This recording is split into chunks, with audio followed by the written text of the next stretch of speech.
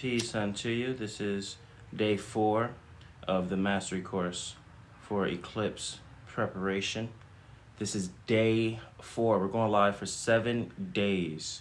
April 7th is the last day, 8 a.m. EST. This is day 4. We're going to wait for some more people to come on in.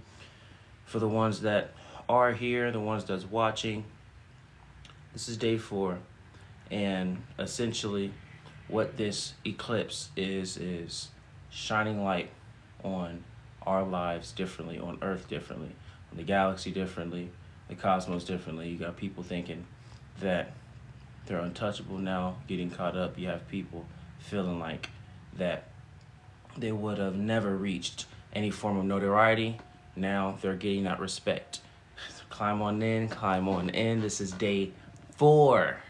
Everyone, day 4 of this 7-day live mastery course. Everybody, we are part of history. We love it. Waiting for a few more people to come in. If you did not see day 1 through 3, remember this is day 4. If you didn't see day 1 through 3, go on my page, click the link in the bio, click Nadiie Black's guidance. It will take you to my YouTube page. All 3 days are posted. All right, all 3 days are posted. We got Jam Schmidt. He said, get Eclipse sunglasses. So this is not just for watching the eclipse. You have some people that feel like they, see it as serving to watch the eclipse, and that's perfectly fine. Right now, what we're doing is anchoring the energy of who we are. We have Native saying, why is everybody so wound up over 4 minutes of darkness? I can tell you why. So the reason why people are so hyperfixated on this eclipse is a long time ago, when certain stars looked certain ways and certain things were in the forefront of society and the collective consciousness had a specific frequency, and what they think Kemet is, or Egypt as we know it, there was something called 3 days of darkness, and people don't want that energy around. So that's still hovering, because a lot of us, we came back to embrace this light again on this planet. So, for some people that haven't done the inner work, there's a lot of not only, physical traumas that come up from our lineage, but there's spiritual traumas or galactic traumas that comes in through specific avenues of our DNA. And when more DNA strands are activated in a human, then more gifts start to happen. So because a lot of us experienced 3 days of darkness in Egypt, when this energy is looking the way it's looking, even though when we was to perceive in the now, we're okay.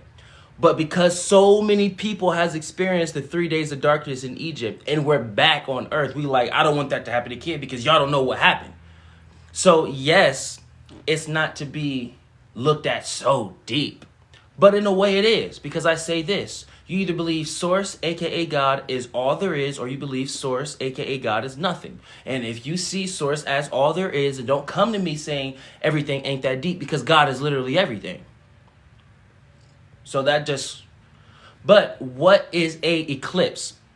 A eclipse is simply, in its most symbolic form, shining and shedding light on something differently. What you must anchor about this energy now is we are no longer in the physical reality.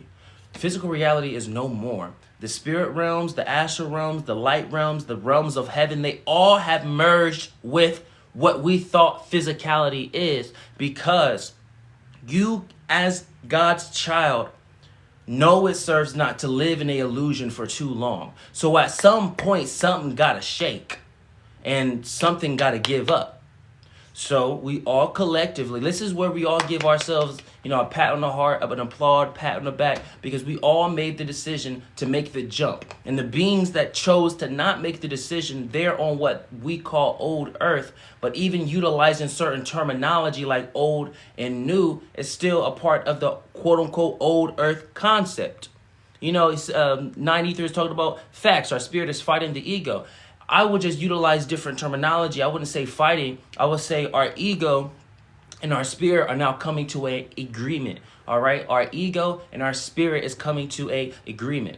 And what we must anchor is you have the power to retire your ego.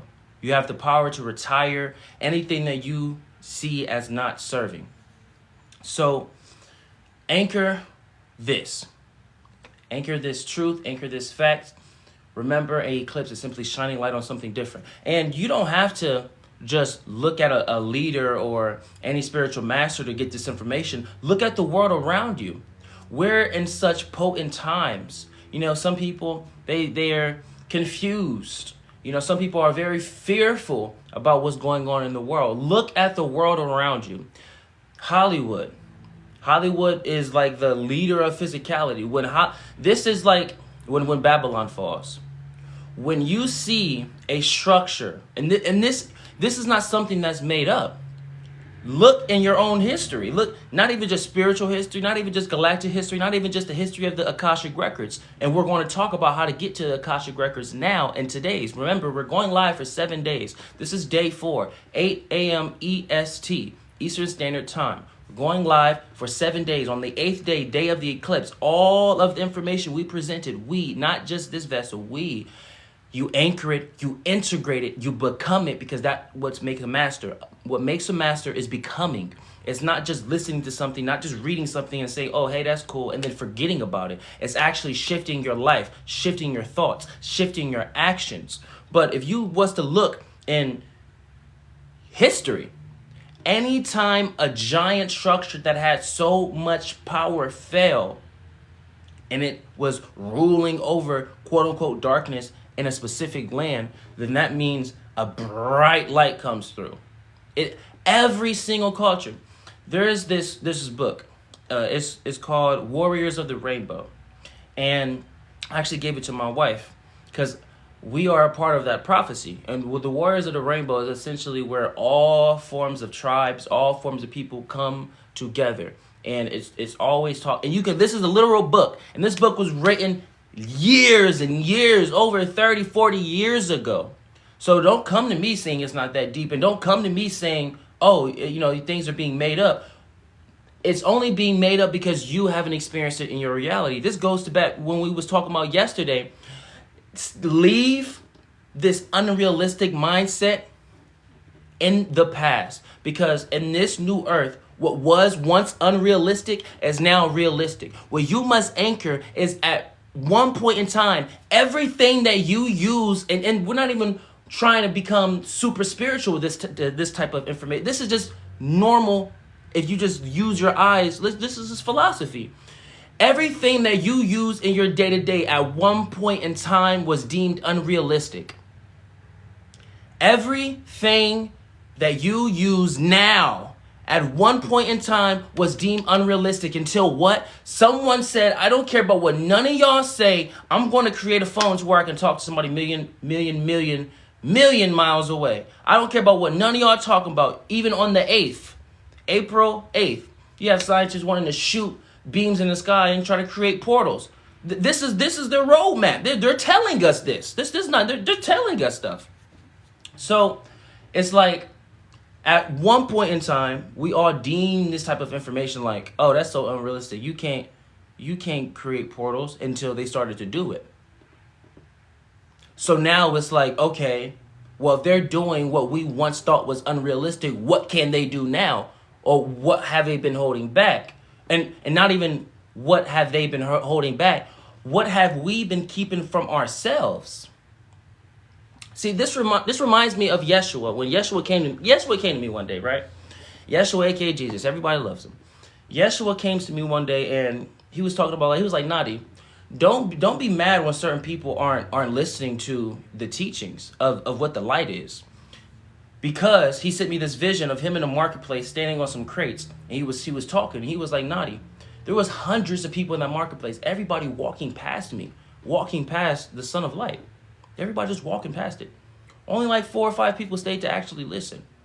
And that just shows what the consciousness is. So it translates into, if someone doesn't see, you just forgive yourself and forgive them and keep it pushing. Just keep it pushing, because eventually they will. Because the light is going to be seen regardless. But this is day 4. All right, everybody, day 4. We have, official Elon talking about they destroyed the rainbow. See, someone also was talking about, written years ago, so it doesn't inherit any truth to it. See, what you must anchor is, what is truth?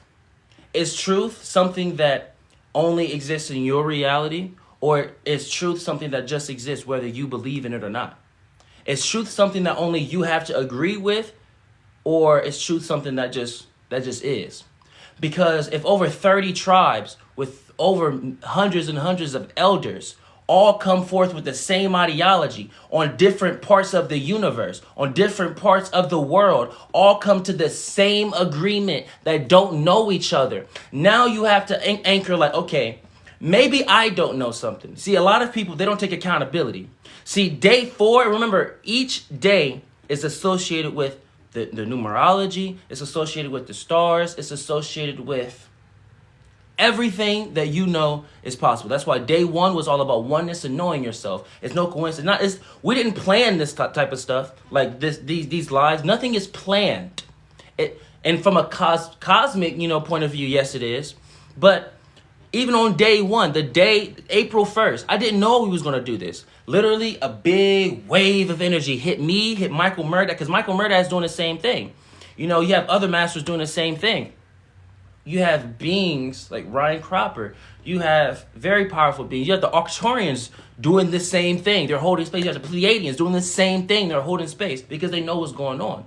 So April 1st, this wave of energy hit me. And it was like, I know you only do lives in your mystery school, Nadiie, but now you have to become this light and this anchor for 7 days for all that exists. What am I going to talk about, Source? Show up. Just show up. Nothing is planned in the mind because we don't want the ego to get in the way. This is how you move the ego out the way. Because when you're planning things, you're trying to be so meticulous, and you're not allowing the light to just guide you, and you're not allowing yourself to be intuitive. Essentially, your ego can get in the way and say, I don't know if you should do that. I don't know if you let doubt get in the way. But when you just sit down, go live, and allow everything to download through you, ego doesn't know how that works. How is this information coming? I don't hear or see thoughts in the brain. It's just flowing. You move past all of this. But what we must anchor is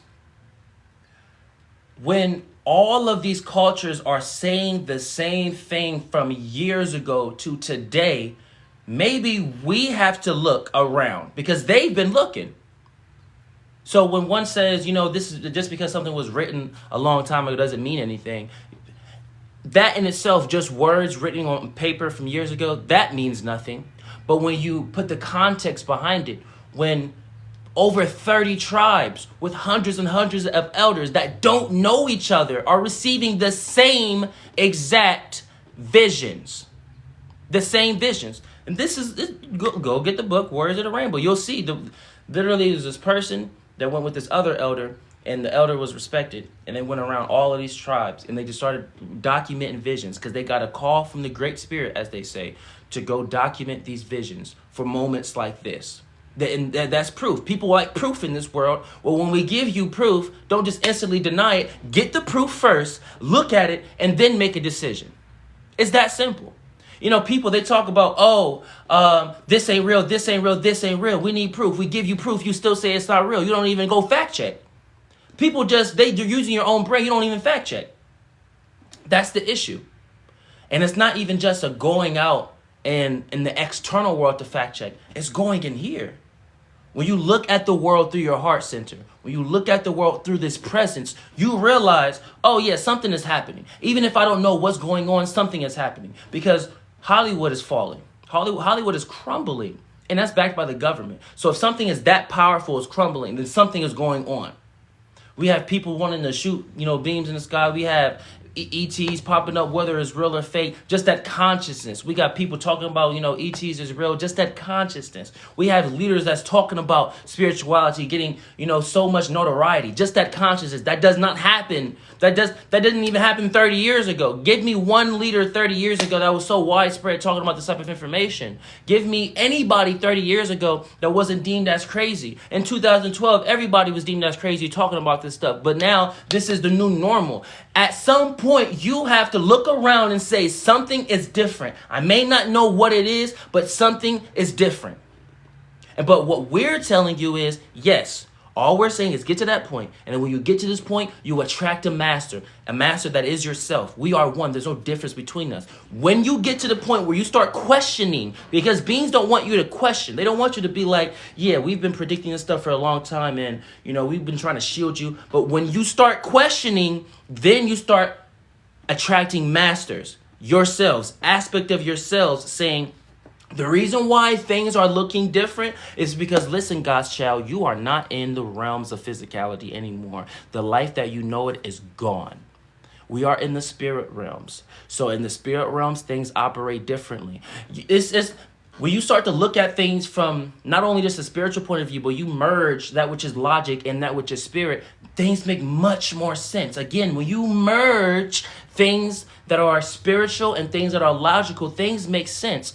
Logically speaking, you can't create a portal in the physical world. But when you combine spirituality and logic, you can create portals in the spirit realm. Oh, so then by process of elimination, we're not in the realms of physicality no more. We're in the spirit realms. Okay, by process of elimination, if ETs are popping up and people are seeing all of these stars in the sky, and you go on TikTok, you see all of these people, recording the sky and all of these cool things that's happening. Oh, snap, that doesn't happen in the realms of physicality because there are physical laws. I astral project every single night. There are physical laws. The dimension itself is a being. You can communicate to it. And then when you communicate to the dimension, you can ask, what are the laws of this realm? What is being abided by? And it would tell you. But when you go now, it's like all hands is off deck.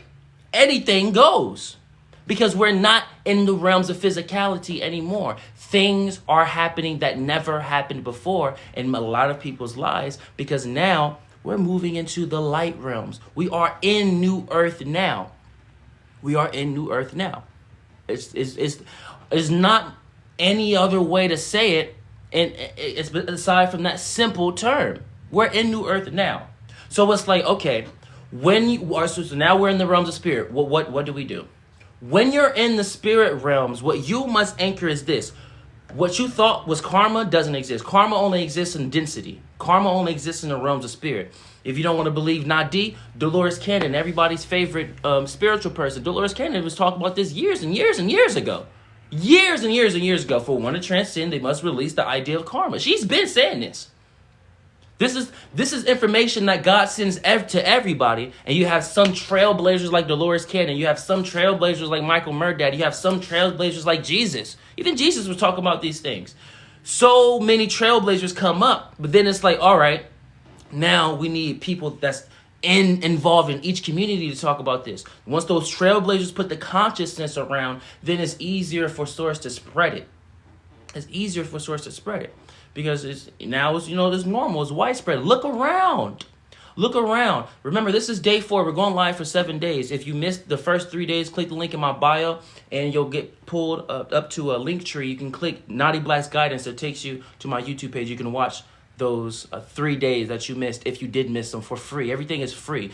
I'm not gaining anything from this. Your TikTok pays you pennies. I'm not doing this for money. I'm doing this because God said show up. And I questioned Source. On April 1st, I'm like, I haven't went live publicly before. I know I have my gatherings and stuff I do in physical. Because I don't teach. I didn't start teaching on technology. I was holding big gatherings in physicality. And then the people, I was performing miracles and they were performing miracles. We was teaching everybody. And then they was like, Nadiie, this is so powerful. We're in a new time. You have to adjust to the times. You have to record this type of information. And I was like, and I didn't do it. His name is, my brother's name is Jeff. His name was Jeff. And Jeff was telling me this. And I didn't listen to Jeff for about 3-4 months. And then I started posting. And 8 months, because once I'm locked into something, I do it. 8 months of not receiving any views or anything. 8 months of just dedicated to the light. And then one of my videos pop off. The how to properly utilize sage crystals and Palo Santo. 56,000 something views. And I was like, oh my God, I've never ever received that much. Oh, Sam, so this is possible.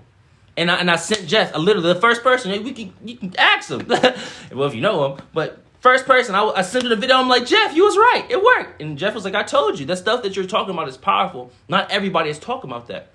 So none of this is for gain. This is all for you. This is literally acts of service. So what we must anchor today is questions. Today, day 4, is about questions. It's about the Akashic records. Any questions that you have, personally, any statements that you want to make. And it's about how to operate within this new earth. There's 4. There's no coincidence. So any questions that you have, you type them in the chat. This is about questioning the world around you. This is about the Akashic records, how to get to them, how to read your own Akashic records, how to read someone else's Akashic records. What even is the Akashic records? And then the fourth one.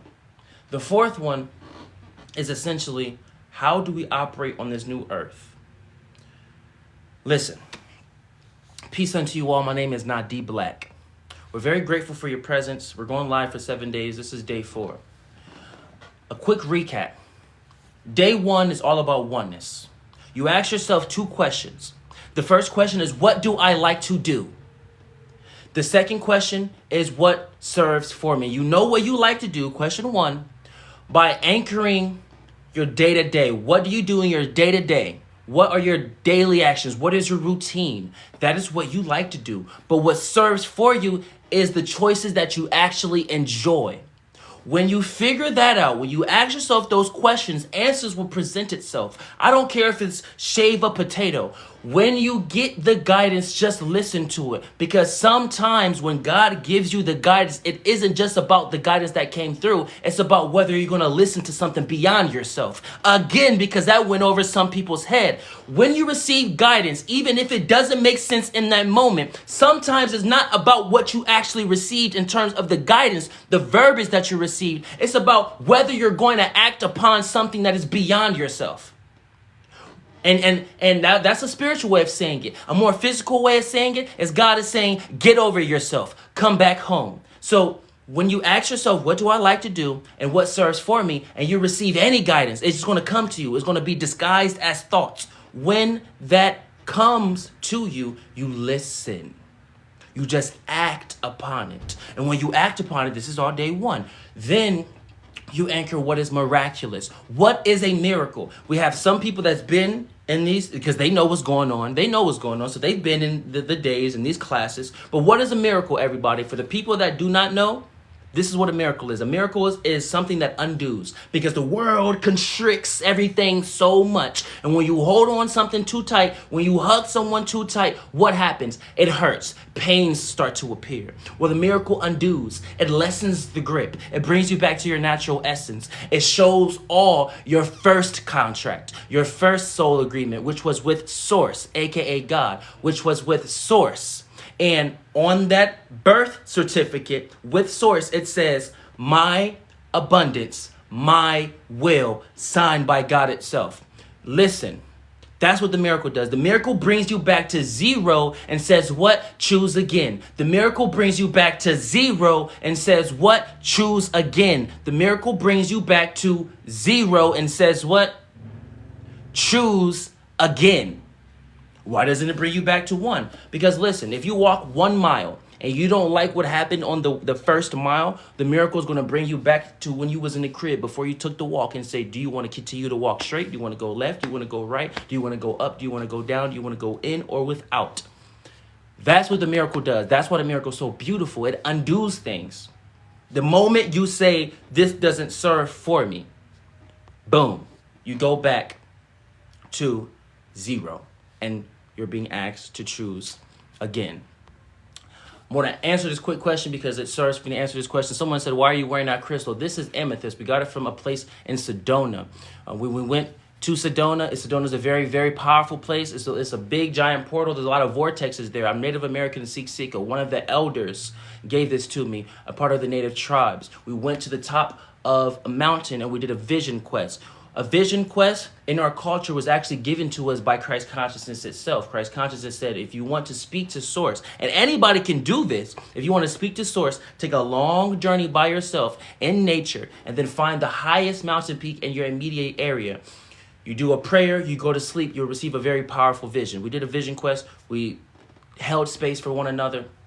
And we activated this amethyst. What amethyst does, all amethyst does is plant a loving thought in what you think your mind is, and you're able to choose if you want to utilize it or not. That's all amethyst does. That's literally it. I don't need it. No one needs anything. Also, what we must anchor is bridging. What makes a master is being able to bridge with one another. If I understand that someone only utilizes the term Allah, if I understand someone only utilizes the term great central sun, then listen, God does not care about the journey, only the destination. Whatever is going to get you to the light, I'm going to work with you, baby. If you say, oh, can you come to my church and pray with me? I have no quarrels with any religion. I will pray with you. I will let you lead the prayer. I'm with you because I'm for the light. I'm not for institutions. I'm not for struggles. I'm not for pains. I'm not for the weak. I'm not for the meek. I'm not for none of that. I'm just simply for the light. So in this culture, in this collective consciousness, there's beings that value this. They will scroll past one that doesn't have what they think protection is. So then what we do is we dress the part. That's what bridging is. We will dress the part.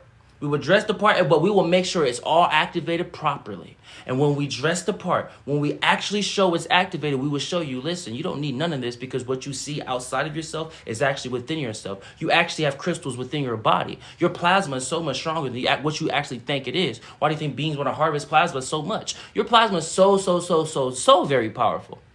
So what we must anchor, is that to answer that question real quick, because I know some people, they have that. What we must anchor is when you understand what is miraculous about yourself, you understand the miracle undoes. The miracle brings you back to zero and says what? Choose again. The miracle brings you back to zero and says what? Choose again. The miracle brings you back to zero and say choose again. Listen, when you anchor what the miracle is, then you can put on God's goggles. Then you can put on God's glasses. Then you can see through the lenses of source. When you see through the lenses of source, now, because you've answered these questions, what do you like to do? What serves for you? Now you know what the miracle is, which is yourself. Then you can anchor what your purpose is. I'm literally giving you the blueprint to how to find your purpose. Literally giving you the blueprint to why am I on earth? Literally giving you the blueprint. Don't just deny the light. Try it out. So much in this generation, so much in this age, people are just denying things when it actually could be useful for them. They're actually people are shooting themselves in the foot because they don't like the way other people walk. When I'm teaching you that, listen, there's actually thorns on this path, and the reason why I'm walking funny is because I'm trying to avoid the thorns. Well, you can follow me and hit on these steps that I'm hitting at, and you'll be fine. Or people can do whatever they want to do and realize that, oh, I done fell on my face. A lot of people are going to realize that we're getting up. We're getting up because we fell on our face so many times. And all of us have. I fell on my face plenty of times. On earth, that is just part of the journey. But what we must all understand is when information that we may not get comes to us, the fact that the reason why I judge not is because when you judge another, you judge yourself. One other reason is the fact that someone even came to the light to see God's son. The fact that someone came to the light to see God's son is enough. On some level, something in you said, I want to click this live. Whether you said, I want to hate on it or not. On a soul level, you said, I want to click it. So who am I to try to deny you and send judgments and hates your way? When on a soul level, whether your ego was in the forefront or not, you chose to make the decision to click on the live. Because you can easily scroll past it. You know, if you don't want to give something power, you just ignore it. It's like the thing this generation just forgot about that. You know, out of sight, out of mind. What about if you don't want to give something power, stop feeding into it. Stop looking at it. Stop talking about it. Stop sharing it. If you want to give something nothing, give it nothing. But the fact that people still come, they praise. The fact that people still come and they hate, they know on a soul level. Because it's their ego that's wanting to speak, but it's their soul that's showing up. So even when y'all see, there's plenty of beings that know what's going on. But even if you see people hating in the comments, check yourself and be like, their soul brought them here. So what we're going to do is show up for them to remind them that it's okay to be a part of a community. It's okay to be unified. And we're going to forgive them for allowing their ego to speak. But what we're going to see is past the world. We're going to see past this flesh, past illusion. If someone comes to bring forth the judgments, if someone comes to dismantle, and this goes through anybody's lives, for anybody's lives. If you know who you are and someone chose to approach you with anything, if you are of the light, which you are, say your soul is the one that showed up for me, but your ego is what spoke. So I'm going to forgive your ego, but hug your soul. Because sometimes we just need a hug, a simple hug, or we just need to hear it's okay. Because when people spew hates and people spew judgments, there is so much that's going on in their life to do that. Do y'all know how much energy you have to utilize to hate someone?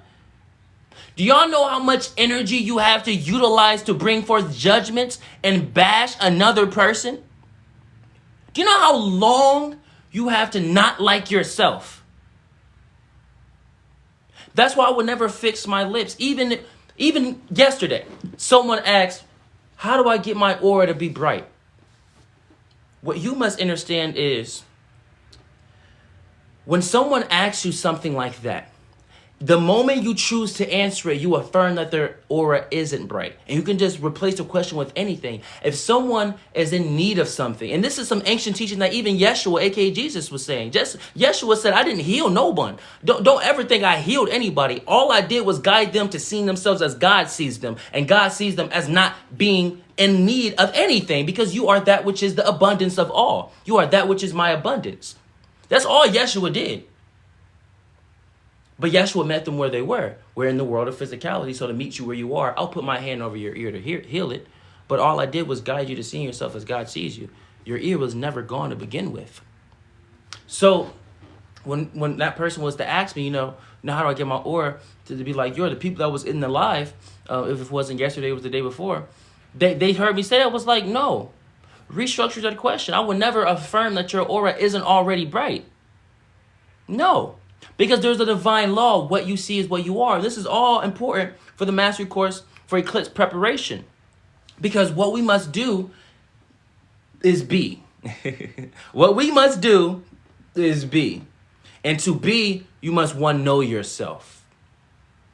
And to be, you must, one, know yourself. So we told you all about day one. Ask yourself, what do I like to do? What serves for me? You know what you like to do by anchoring what your routine is. What do you do in your day-to-day? What serves for me? What serves for me is what choices do you actually enjoy? You anchor what the miracle is. What is a miracle, everybody? Y'all should know by now. We will test you to see if y'all paying attention. A miracle brings you back to zero and says, what? Choose again. The miracle brings you back to zero and says, what? Choose again. Why doesn't the miracle bring you to one? Because if you walk 1 mile and you hit a thorn, and your foot hurts, all the miracle's going to do is put you back in the crib with it, and right before you went outside, it's going to say, do you want to go left? You want to go right? You want to go back straight? Do you want to go up? Do you want to go down? The miracle says, listen, I'm going to give you the ability to choose, because this is beyond free will. Free will doesn't even exist anymore.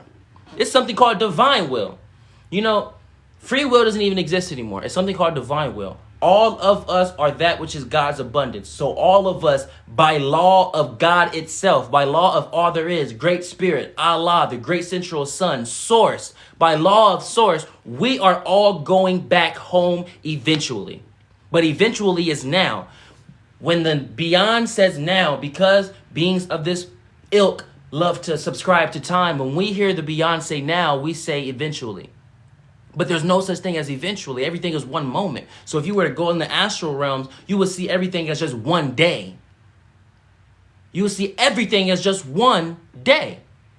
Because it is one day.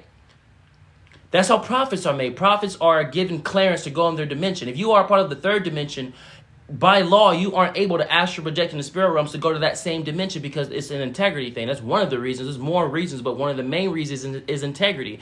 If beings were allowed to go in their same dimension, let's say you wanted to, get money, you would have no integrity and try to find the lottery numbers and just try to play the lottery numbers. That's not why we're here, though.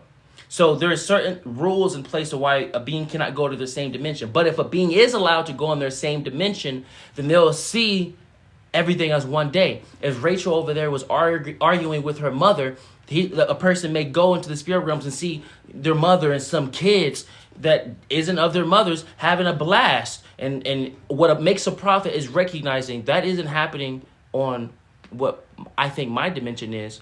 Oh, so that must be something that is going to happen. So what makes a prophet is when he goes back, he holds on to that essence and then he shares, listen, Rachel, you're going to have children and you and your mother are going to be okay. I don't know when because time isn't real, but God sent me it. I seen it. Because when you go into the spirit realms in your same dimension or any specific dimension, everything will be one day because time does not exist. So that's all for day one. Then you see through the eyes of source and you only listen to what serves for you. If something does not serve for you, then why are you listening to it? If something is not feeding, because when you ask yourself what do you like to do and what serves for you, and you know what the miracle is, and you're seeing through the lenses of source, if you are a painter, for example, if you know going to the club isn't going to inspire you to paint, then why are you going? Why are you just stepping on God's guidance like that? You are here to paint. But on the flip side, on the same coin, if going to the club, going to the strip club, going to any of these places will inspire you, do not listen to the judgments of the world because you have a mission. Even Yeshua himself went to the strip clubs or the strip clubs of that time, went to these clubs to talk to these beings about the light. Because if you aren't going to bring light to this dark cave, who will? Again, if you aren't going to bring light to the dark caves, why judge them? Who will? You have beings that are actually willing to stand in the fire to show you you aren't having to worry about anything because the fire don't hurt because you can't be touched. You have God's armor. You got God's glory boots on. You have the glory boots of source. That's all day one. Day two is about collaboration. Remember, we're even aligning with numerology. Day two is collaboration. We was talking like everybody. If you see questions in the comments, you answer those questions. Don't just wait for what you think this aspect of you that you see as Nadiie, answer it. If you have the knowingness, which day one was all about, and you see someone saying something and Nadiie doesn't get to it, that's a test from source to say, are you going to show up? Because showing up is liking the live. Showing up is sharing the live. Showing up is showing up literally for your people. Everybody in this live is a part of a spiritual lineage, a spiritual family. Nadiie is just one of the beings that says, listen, I'm going to stand in the leadership role. We all had a nice big council. Every last one of us had a giant big council, and we all decided who the leader was going to be. Who are we going to appoint for the leader when this go round, when we go back to Earth?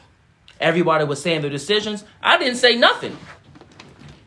Once everybody started deciding, they all looked at me. And I was like, why y'all choosing me? Why do I got to be it again? I got to do it again? And it was like, yes, Nadiie, you got to do it again. And I was like, all right. I'll do it again. Because I love all of you.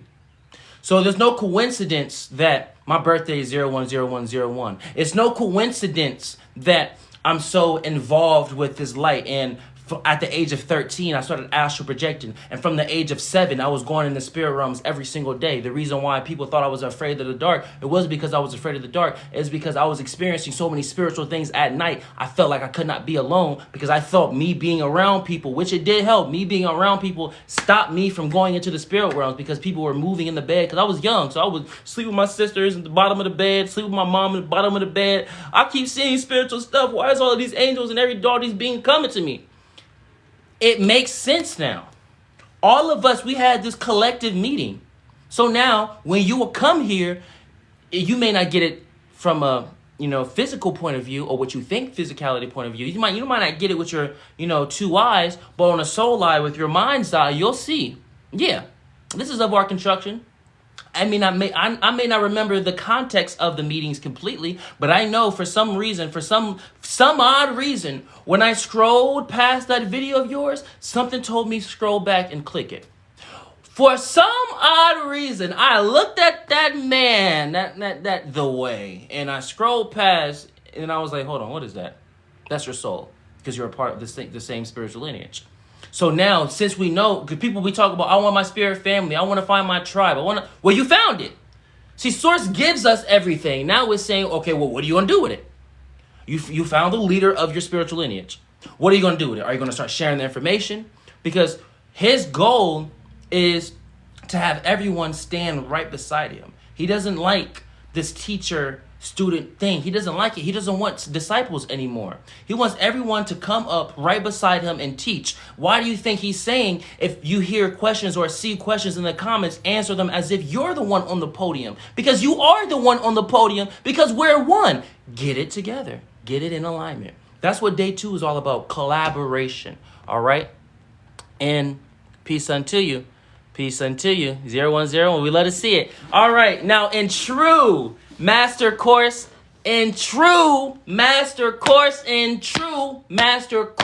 fashion, you know we about to turn up. Everybody drop your birthdays in the chat. Show all these people that love numerology, show the beings in the dark that love to follow the stars and follow numerology, that this is God's children right here. This is God's child. We're all right here collectively. Drop your birthdays. My birthday is 010101. Drop your birthdays to all the people that be like, oh no, you're this, you're this zodiac sign, you're this, no. We're Source's child. Drop them birthdays. We got JoJo's Miracle 924, God's child. See, we got Tech. Look.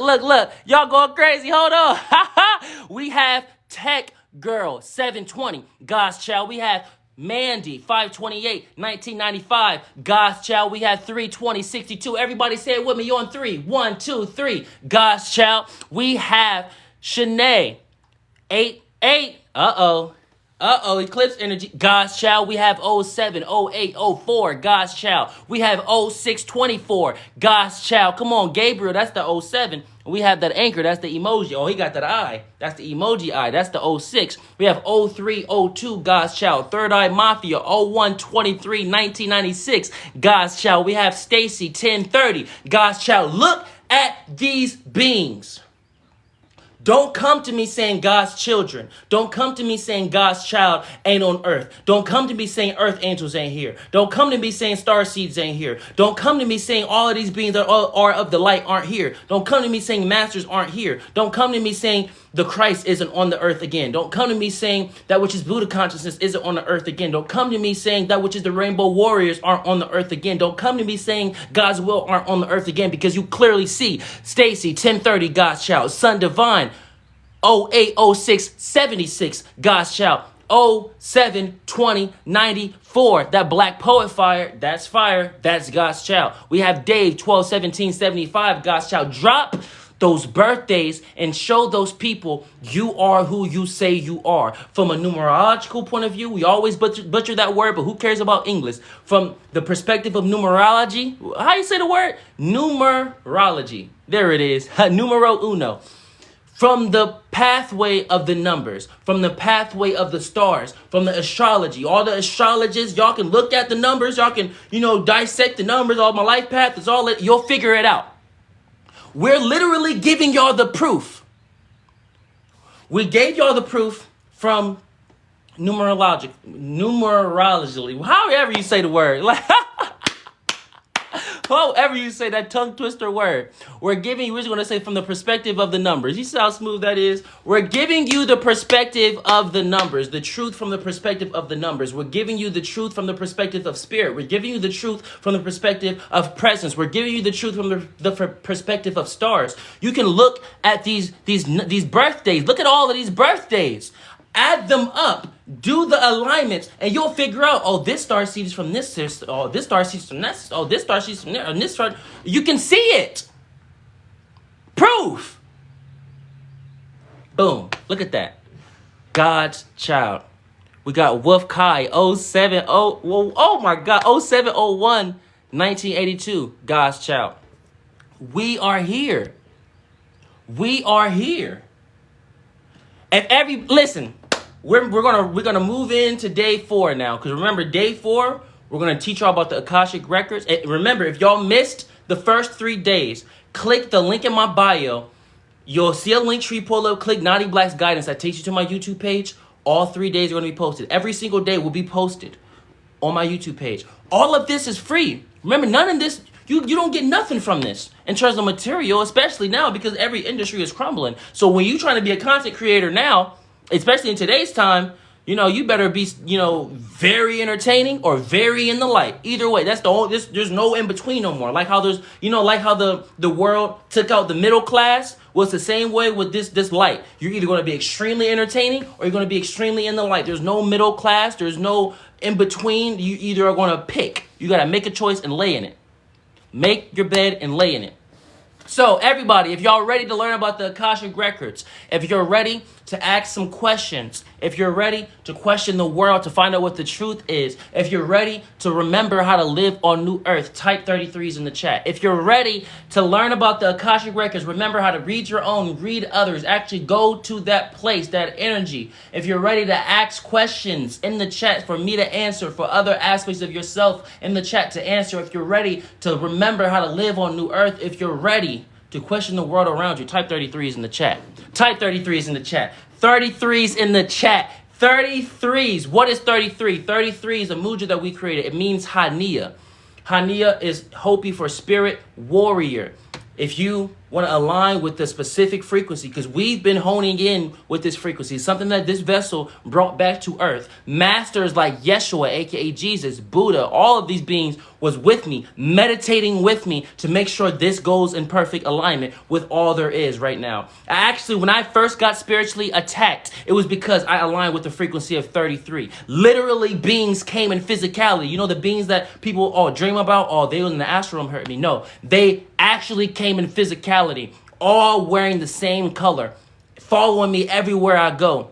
I walked in a Walmart with my mother and everybody's heads turned like this to look at me. They're calling me a different name.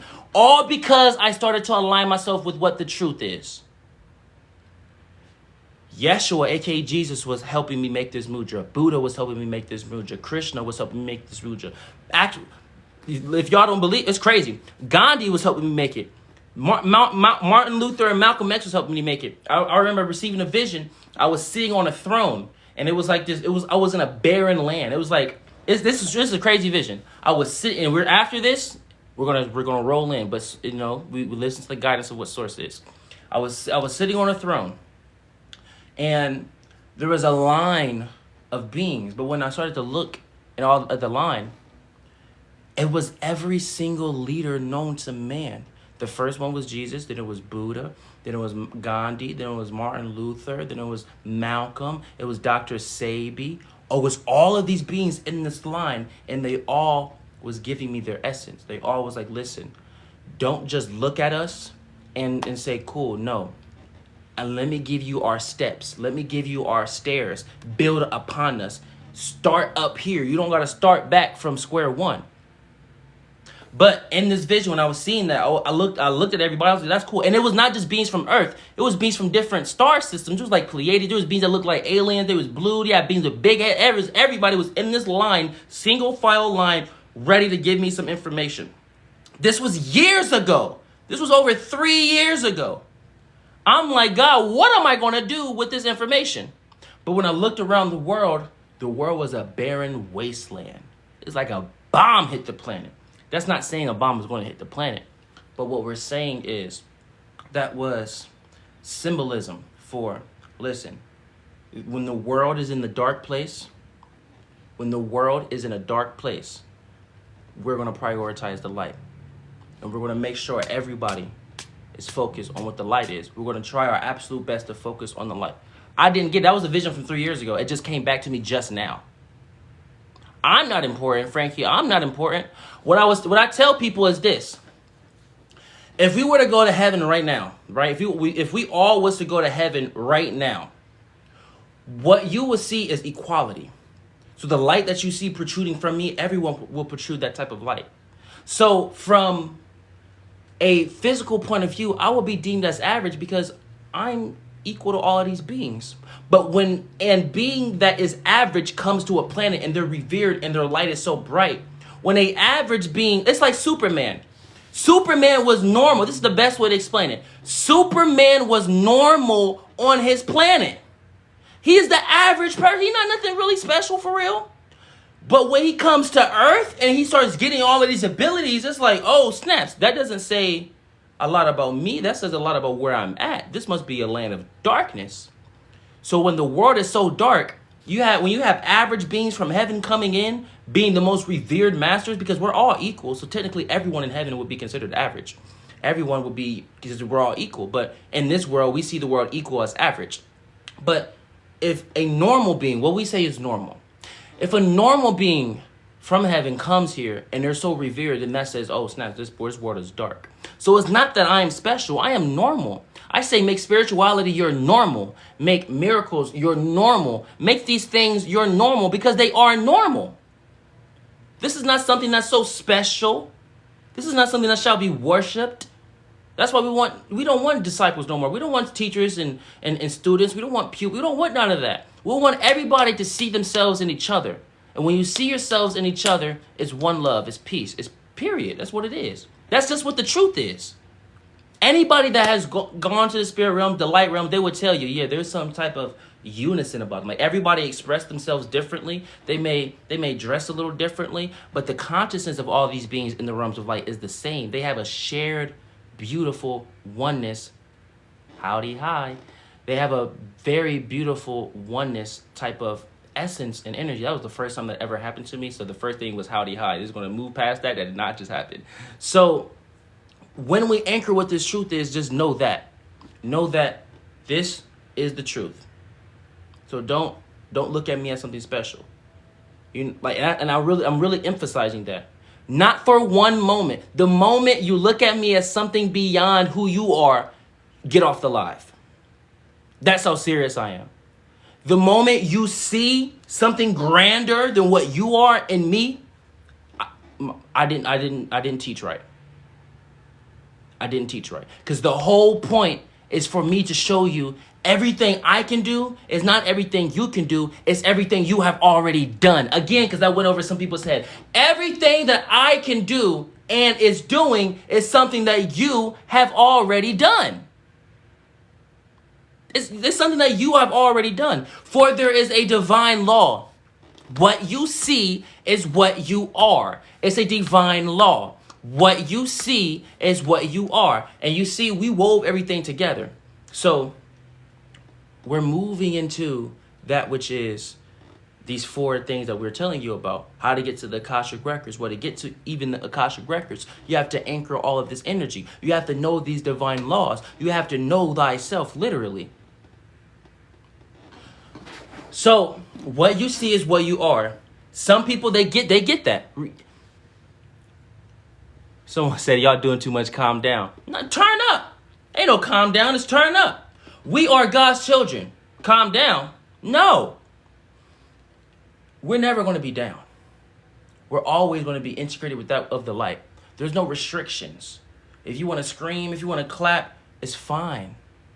It's fine. But listen, what you see is what you are. That is a very powerful divine law. That divine law is so powerful. A few months ago, I met the Baphomet. Essentially, the reason why Source put me in that dimension or guided me to going to that dimension is because it's like, all right, it's kind of like the story of Job. You know, I don't believe in the devil and all that extra stuff, but we utilize these terminologies for human transcription. There's specific terms in the realms of spirit for these type of beings, but if I utilize those specific terms, this is why we meet people where they are. If I utilize the specific terms in the spirit realms that we give these type of beings, you wouldn't know what I'm talking about. So even though I myself don't believe in the devil because I know it's not real, even though I myself don't believe in Satan because I know it's not real, or demons because I know it's not real, I'll still use the terminology because that's what's going to get the point across. See, God cares not about the journey, only the destination. I don't care what you say to get them to the light, Nadiie. Are they coming to the light? So, going back with our story. Kind of like with the story of Job, how the devil was like, yeah, Job was only doing this because, you know, you blessing him so much, God. You know, if you stop blessing him, you send him my way, I bet he won't be all great. So it was essentially like that energy. So I astral project every single night. I go into spirit realms every single night. And last night it was very, very powerful. My wife was saying my heart was beating really fast. My leg was twitching. I was in the spirit realm literally stopping wars. And it happens ever so often. But it didn't happen so much to the point where my actual physical body was feeling stuff. She was like, no, I could tell you was in the spirit realms doing something. And when I tell you my grandmother transcended. Anytime my grandmother comes to me, it's because we're on the precipice of something big. So Quick question. I'm going to answer. Somebody said, what's your destination? TikTok fame? No, I understand that the way you must understand algorithms. When you go on other platforms, the algorithm doesn't prioritize new people. So on the older platforms that people utilize, like YouTube and all these other places, it prioritizes your immediate crowd already. Well, TikTok prioritizes new people. If you go on a live right now, go on your analytics and see how many people that are from your followers watching the video. It will be like 2%. It prioritizes new people. Source adapts. Source meets you where you are. So when Source says, listen, Nadiie, because I even wanted to go on the other platforms to go live. Source said no. The point of this is not to just talk to people that already know what's going on, because everybody that already follow you already know what's going on. You're not going to go to heaven talking about you don't need the dark. We already know we don't need the dark. That's why we in heaven. You got to go to the dark cave. Prioritize. So this platform prioritizes new people always. Prioritizes new people. Again, because that went over some people's head. You're not going to go to heaven and start talking about the light to these angels. They're going to say, I already know. So why do I want to go to a platform that prioritizes the people that already subscribe to me? Because they already know. I'm prioritizing a platform that prioritizes new people. When you go to your analytics and you post videos, 97% of the people that watch it don't follow you. That's something beautiful, because every single time you make something of service for another person, you're guaranteed to get some new eyes. This is for the light. You need not fame. What is fame? Really, what is fame? What is fame? Yes, if it was of my will, I wouldn't do any of this, but I follow the will of Source. If it was of my will, I'll be a billionaire chilling on a rich island, but I follow the will of Source. That's what I follow, because the will of Source is true. I'm not going to follow my ego, because the ego is what got me to believing I'm separate from God to begin with. The ego is what got me to feeling like I'm depressed. The ego is what got me to feeling like, oh, I can't do it. I can't do this. What you need to understand, even today, I wasn't even quote unquote prepared from an egoic point of view. I literally started. I was with my wife. I'm just going to be completely transparent with y'all, because I love y'all. Because they asked that question and Source is saying, go, Nadiie. I'm with you. I was with my wife. I was just laying in bed with her. And I was like, I got to teach. And I really don't know what I'm going to talk about. It's day 4, so I know it's going to have something to do with Earth, because of, the information and energy of 4. I know it's going to be something about that. And she was like, it's okay. And she was like, I'm gonna go when you start. And I was like, all right, baby, I'm about to start. 3 minutes. It was 7:57. I had 3 minutes to get everything together. I'm talking. I'm lighting my sage. I'm lighting everything. I'm like, God, I don't know what I'm gonna talk about, but you said show up. And even the master, we still sometimes feel, it's not doubt or anything. Sometimes it's just comedic. So I sat down. I lit my little sage. Source just said, Nadiie, the moment you press go live, I'm going to send everything your way. The reason why we want you to just show up and not be so prepared from an egoic point of view, not have all the books and everything and not have all of that, is because when you do that, you allow your ego to get in the way. When you start making plans, you leave room for doubt. Oh, maybe I shouldn't say that. Oh, maybe this topic shouldn't be this. Oh, maybe this, maybe this, maybe this. When you just show up and press live, the ego doesn't know how you're getting this information, because the ego cares not about God and the light. The ego says, how the heck is he talking? There's not one thought in his brain. Literally, in my brain, there's not a single thought. It's like my mouth is just moving and I'm just hearing the information as y'all hearing it. I'm literally the son of Source, as you are, for we are one, just showing up for God. Literally, I'm not thinking about nothing. This is literally God is moving through my mouth.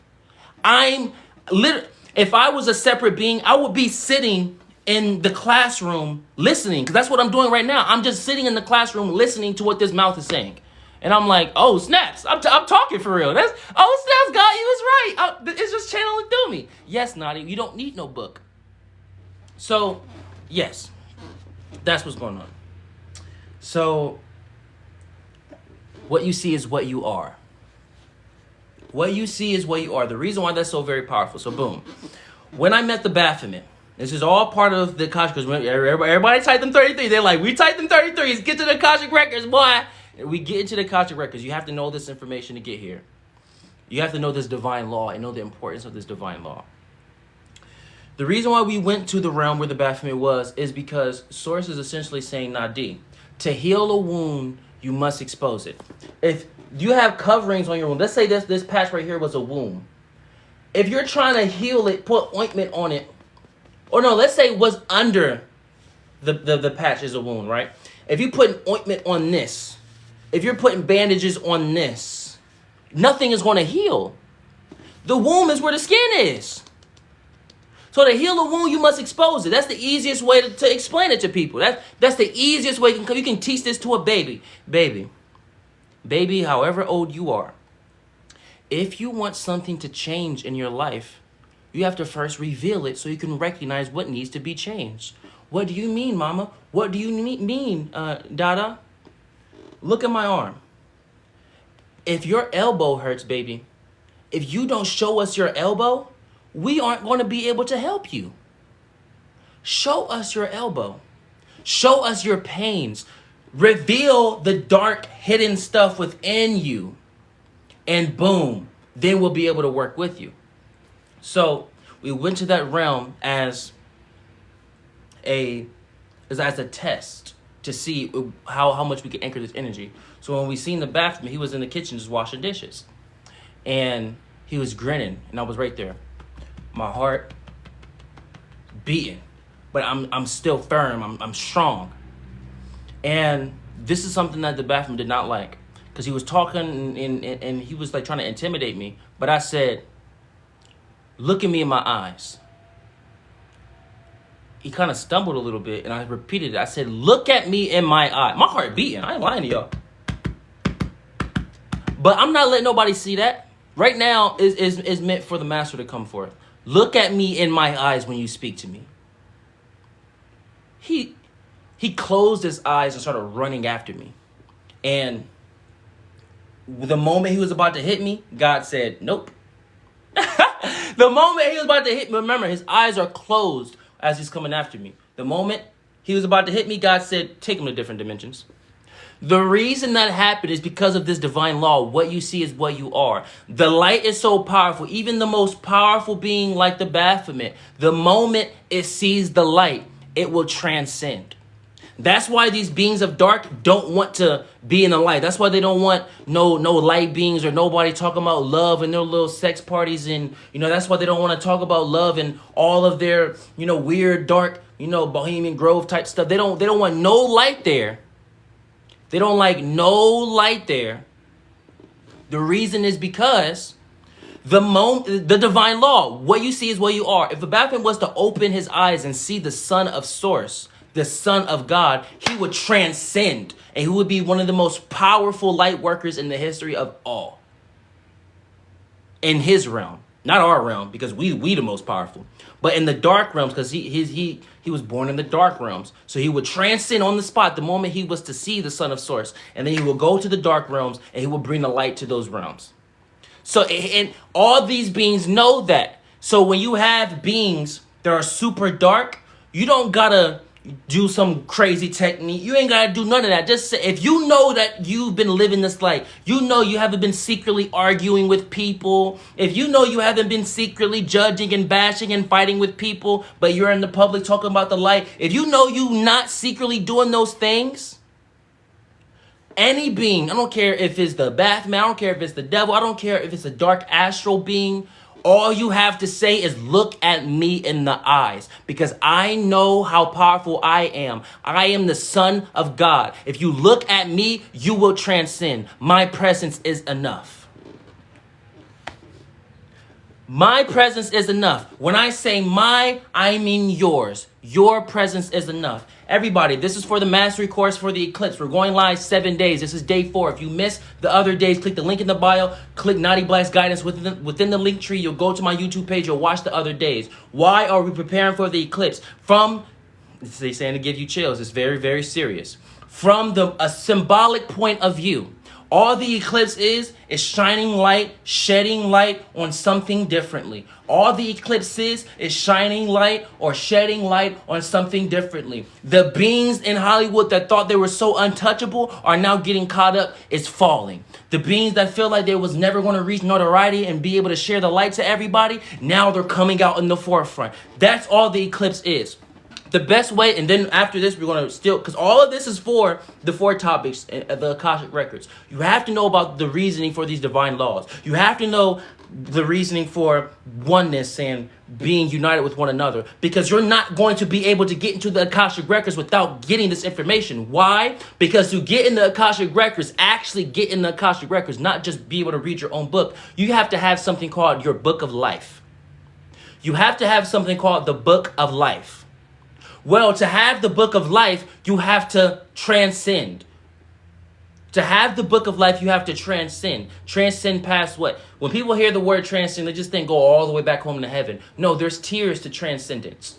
There's tiers to it. You have to transcend the idea that you're of a lack presence. Well, to transcend that idea, you have to integrate within your essence that which is the truth. The questions that people are asking, if I don't get to them, I want to have a segment. There's a segment within the 4 teachings where we're going to be dedicated to questions. So remember, everybody, you are also a master. So if someone is asking a question and Nadiie's not getting around to it, that's a test from source to say, you are a master, show up for your brother, show up for your sister. So the reason why all of this is important is you must know this information. And once you know this information, you'll be able to have your Book of Life revealed to you. Because having the Book of Life is essentially being on the edge of what y'all think transitioning is and what y'all think life is. We're not going to use the word DIE, but that's what getting your Book of Life is. It's not subscribing to any particular realm. It's knowing you can exist in multiple realms. They said Nadiie. The way my name is spelled is Nadiie. And we'll actually explain later today what my name means in its entirety, because my goal is to be fully transparent with y'all. I don't want to hide nothing from y'all. I told y'all I don't want nothing from this. I told y'all God just told me to do this. I don't do this. Like I teach and I do that in physicality, but in online with the technology and going live, I only say that for the mystery school. So my goal is to be completely transparent. I'm going to tell y'all everything about myself. So when y'all transcend, y'all can't say Nadiie ain't tell y'all. My whole goal is when you transcend, you cannot say, God, a soul didn't tell me none of this. God's going to be like, well, per Akashic Records, I sent my son Nadiie your way and told you everything. You just chose to not listen.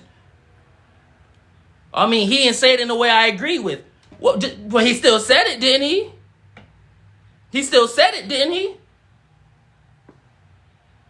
That's one of my only goals. For you to go and meet with God and be confident with, I knew. Yeah, God, I knew it. I knew it. You didn't catch me off guard. My whole goal is to make sure none of y'all are caught off guard. And sometimes with light language, it'll rest within you. It won't fully activate until it needs to activate.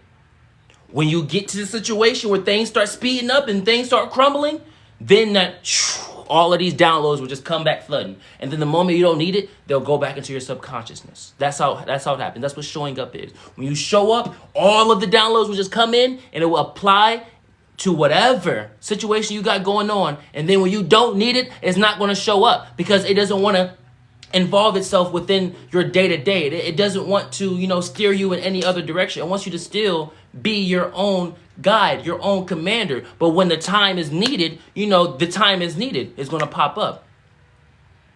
But you have to know about these divine laws. And you have to know about who you are.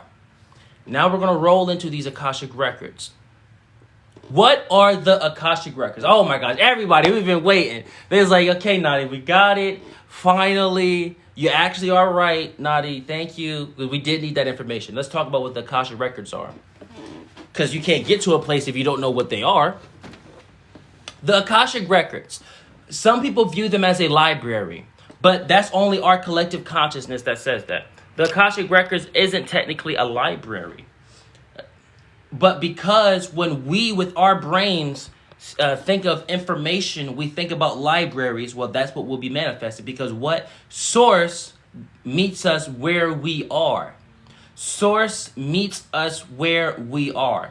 So if we see a mass amount of information being a library, then that's what it is. So, and I just got this download just now. The Akashic Records, one of the reasons why we'll say, it is a library is because of the fall of the library of Andrea. Someone help me with this. Is the library Alexandria? Is that the correct term? Alexandria. It was this library of Alexandria that fell. This is something that's literally just coming through. This is how sources operate. Yeah, it's the library of Alexandria. So what source is saying that this library was so packed with so much information. And this is how you know it's channeling, because I don't even know what source is telling. I'm like, all right, I told y'all. I'm sitting down in the class with y'all. I'm just like listening, like, okay, that sounds cute, cool. That sounds cute, God. It's the Library of Alexandria. Source is saying that library had so much information. It had levels and levels of information from the physical, from the spiritual, from everything. It had everything in that library because there were beings that were from Atlantis and beings that were from Lemuria and beings that were from Egypt that knew the power and potency of holding on to information and inscribing information. So they scribed it all and they all came in unison. And they tried to, keep it alive. But then some maleficent force came and destroyed it. So when we think about this, one of the reasons why a lot of beings think about the Akashic records is because on a soul level, we all still shed a tear for the Library of Alexandria. So because a lot of the light workers, a lot of the star seeds, we were one of the ones that were helping construct that library.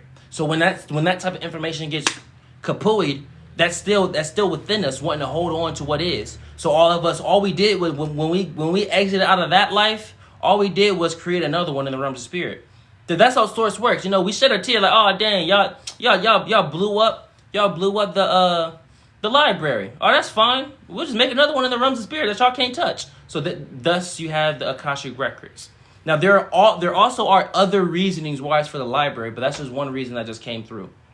So the Akashic records is essentially everybody's lifetime.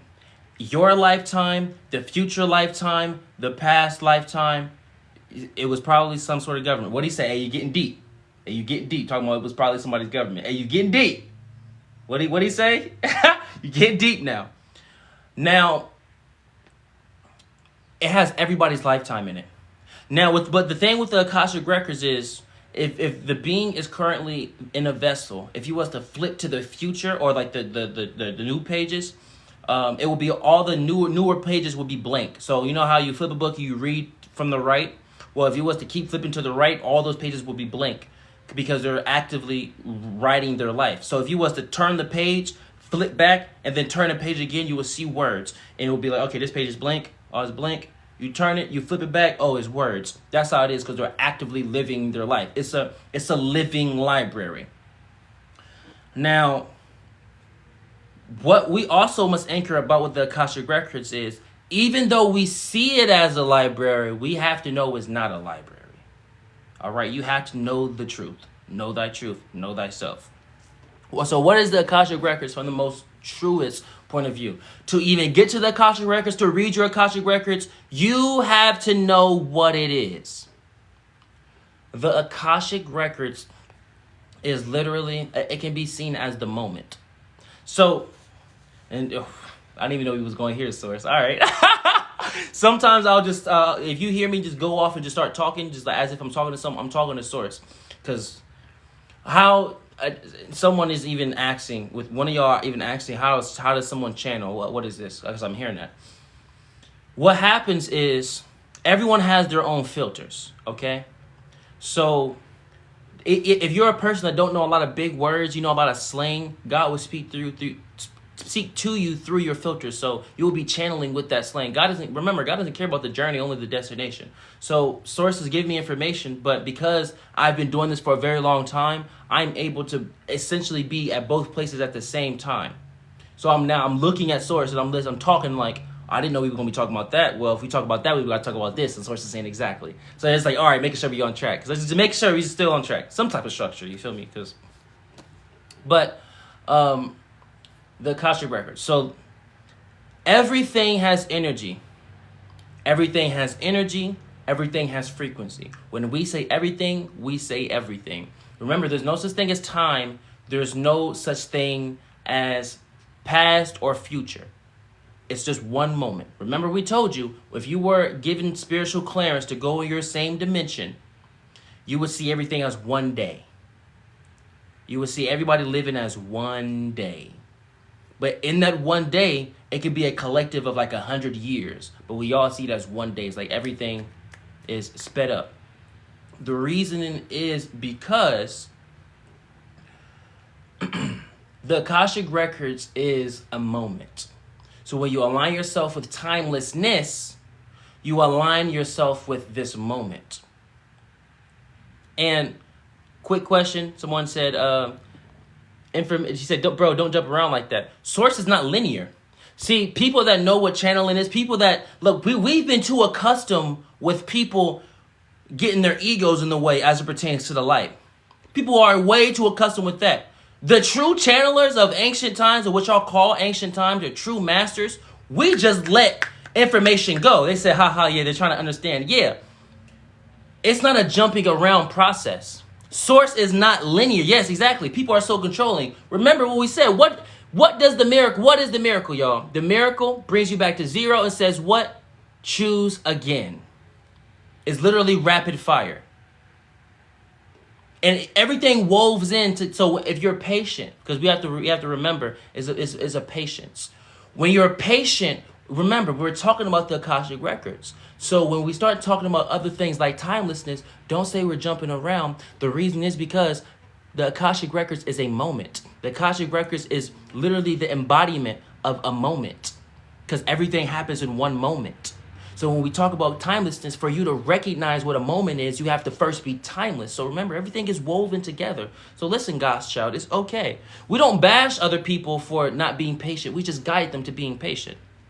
So as we were continuing, you have to anchor that which is timelessness, or it serves for you to anchor that which is timelessness. Now, when you anchor that which is timelessness, you are able to be in this present moment.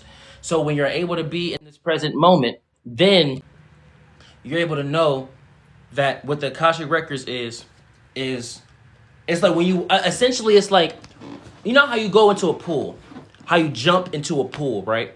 And you have it's like that forceful feeling, like you know how you in water and it's kind of like heavy, you kind of like pushing through it, and you kind of like, ugh.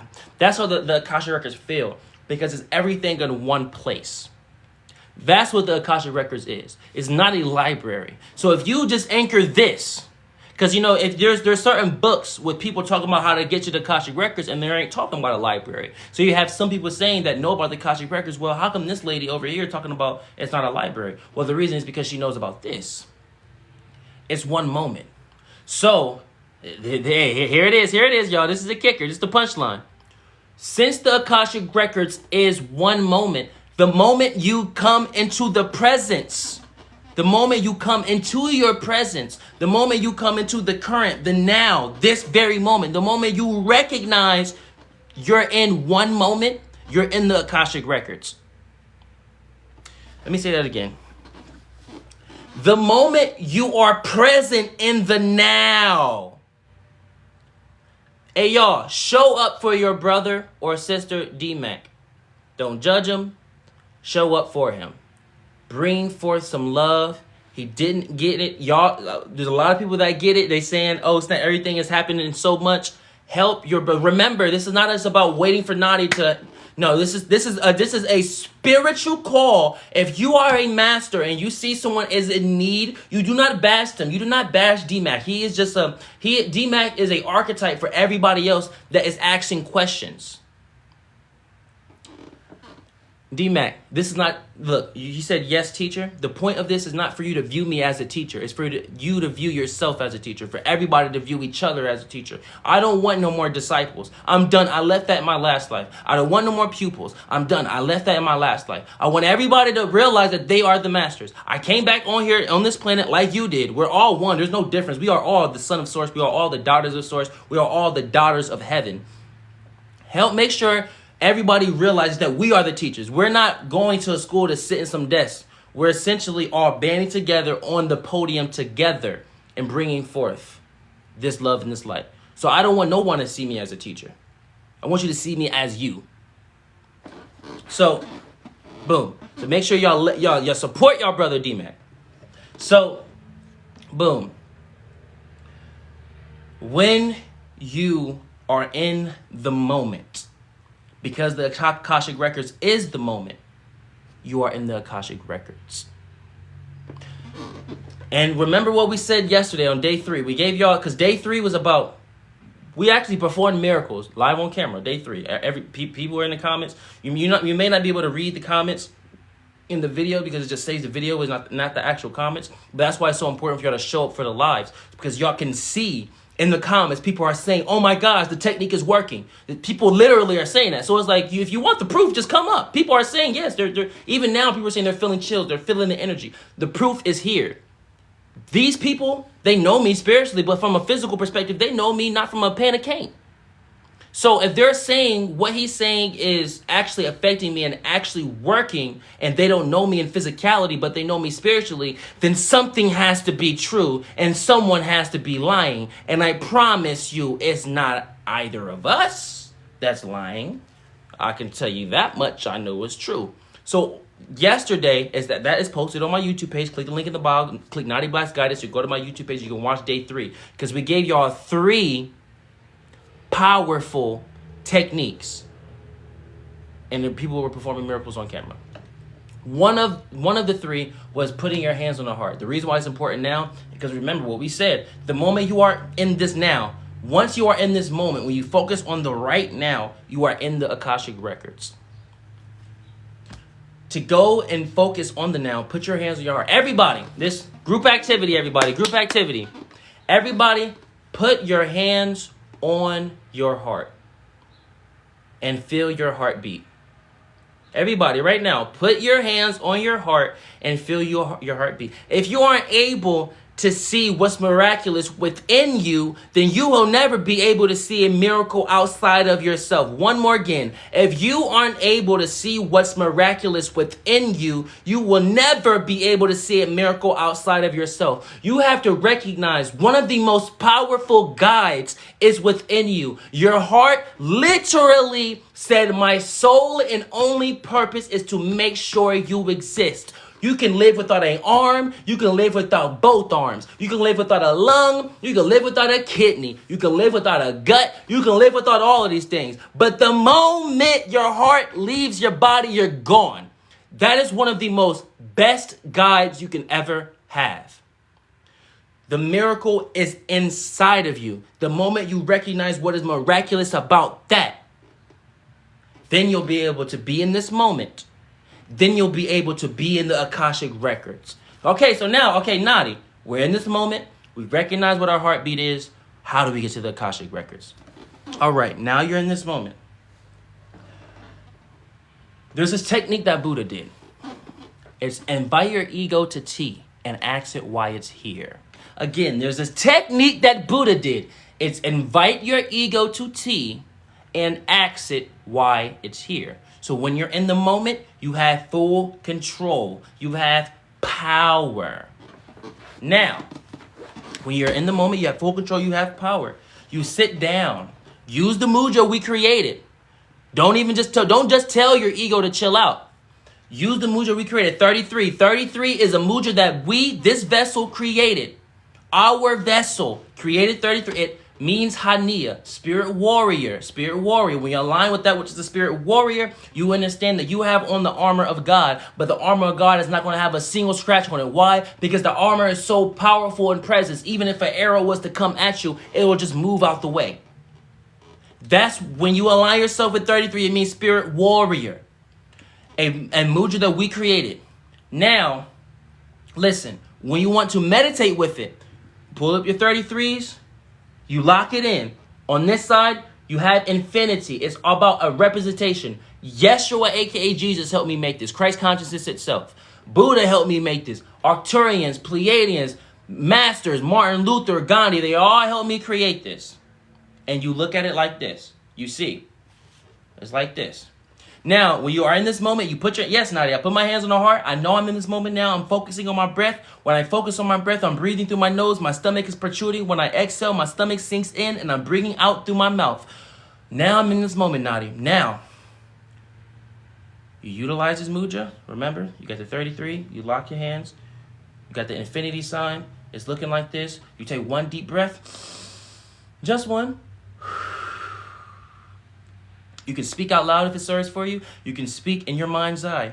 You can say, all that is illusion presents itself now.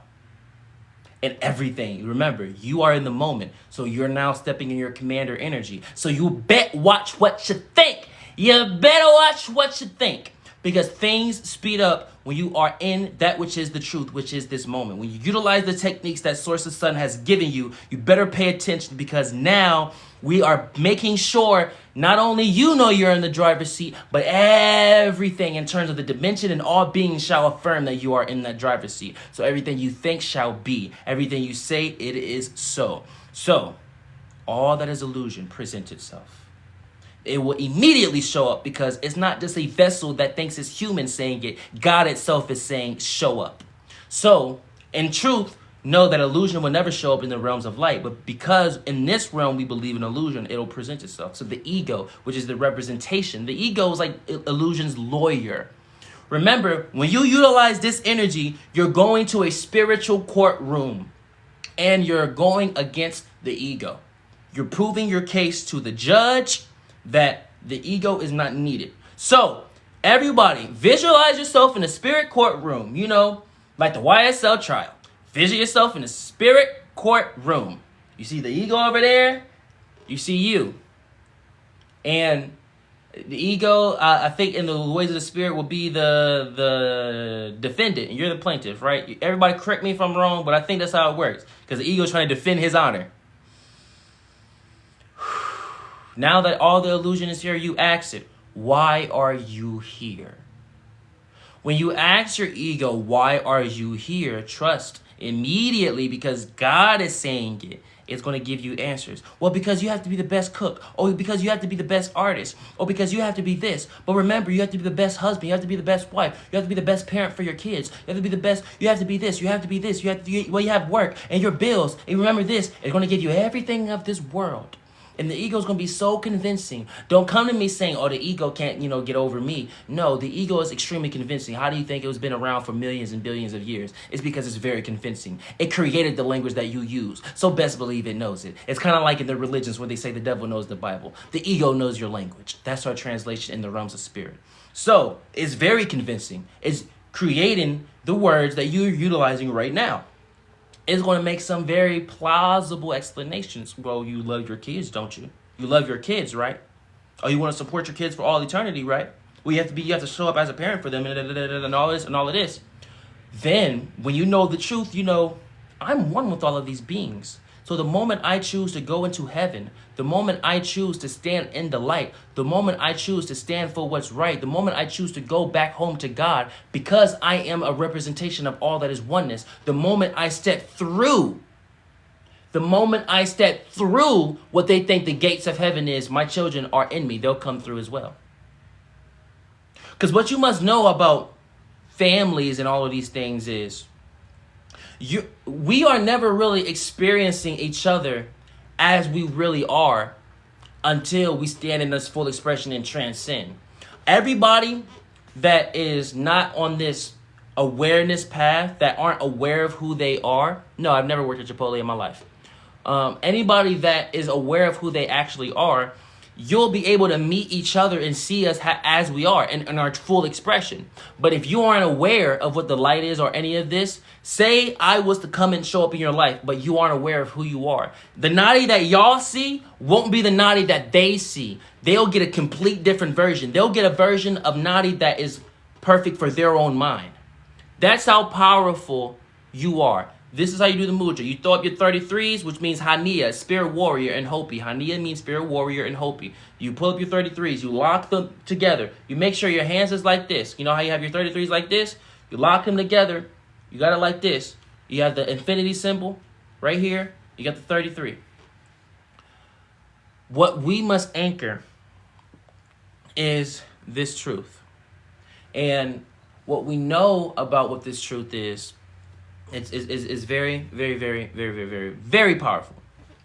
So as we're in this spiritual courtroom, and we're talking about the ego, and we're essentially aligning ourselves with that which is truth, we know what oneness is. When we anchor that which is oneness, all of our families are going to go into the realms of light with us. But if there are beings that don't know who we are, that aren't aware of what the light is, they're not going to see us as our full expression. They'll see us in some warped concept that fits their own constructions. So until you wake up, you've never really met anybody in your life. Again, until you wake up, until you are aware, until you realize this entire life is just one thought in your mind.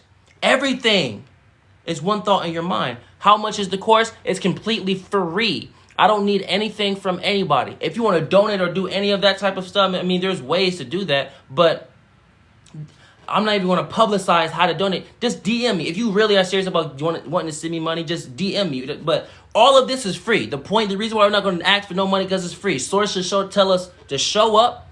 So boom. If you are interested, we're going live for 7 days until April 7th. The 8th day, the day of the eclipse, we are integrating all of this information. If you missed any of the other days, click the link in my bio. It will pull up a link tree. You'll see something called Nadiie Black's Guidance. You click on that, and you'll see all of the days in its full entirety posted on my YouTube page, so you can watch all the days that you missed, including today. Make sure you do that. If you really want to donate to me or whatever, send me a DM. But right now, don't focus on donations. Right now, listen to yourself. I'm you. Right now, just listen to yourself. Don't try to click off the live. And I ain't got to send my money. I don't need nothing. I got that which is my abundance, because I am that which is source's abundance. Okay? Right now, we just focus on the light. So when you're in the spiritual courtroom with source and the ego, you ask the ego, why are you here? The ego will start to present all of these reasons. And you literally just say, if it talks about family or any other being, you say, well, by law of oneness, the moment I go into the realms of light, all that followed me go into the realms of light. My entire family, my entire lineage starts and ends with me. So when I go into heaven, when I go into God's domain, we call it God's domain. We call heaven God's domain. When we go into God's domain, everybody from my family comes with me, because I am that much in oneness. Boom. You done hit when you do that, you got evidence. You sent in evidence. And the jury is the spirit guides and the angels and all these beings. The jury is like, hey, that's some strong evidence. He could probably win the case with just oneness. But we're not just going to win the case with oneness.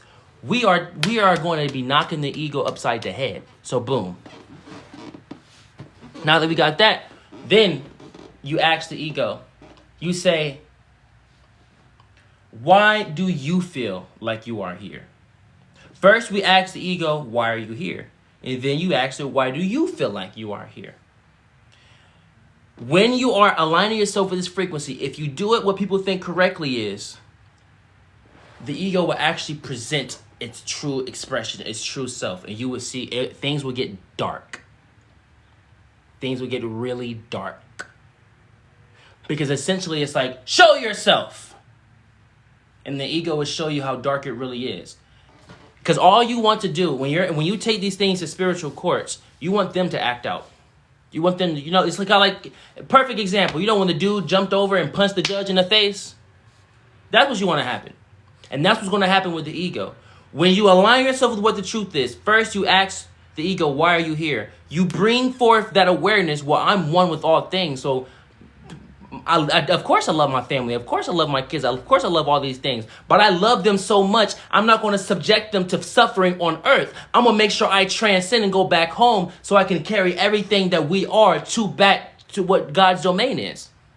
When you do that, then the ego's going to get perturbed. They're going to be a little mad. They're going to get a little spicy with you. And then you follow it up with, well, why do you feel like you're here? And then the ego is going to get real dark, and it's going to show out in front of the courtroom. And it's going to be like, and then source is going to hit the gavel. Case closed. Nadiie is now in full effect.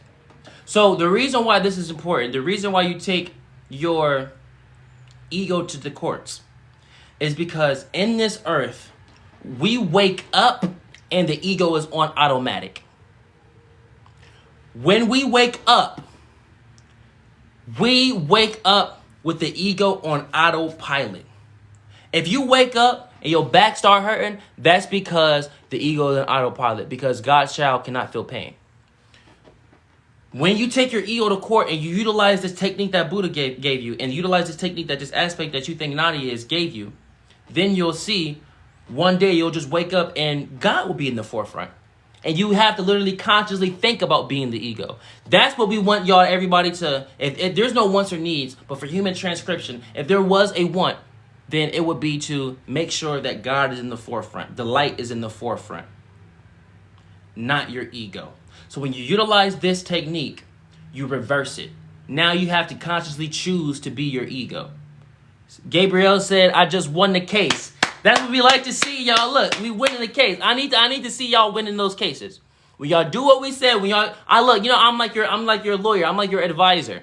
I'm giving y'all the tea of how to switch everything over. Because listen, the collective consciousness believes in the ego so much, so you're not going to be able to just completely destroy the ego. All you can do is what? Retire the ego. You can only retire it, put it in the back burner, to where now the only way the ego is going to show up in your life again is for you to choose it. Now God is going to be on autopilot. So, boom. Now we got that. You're able to anchor what the Akashic Records is.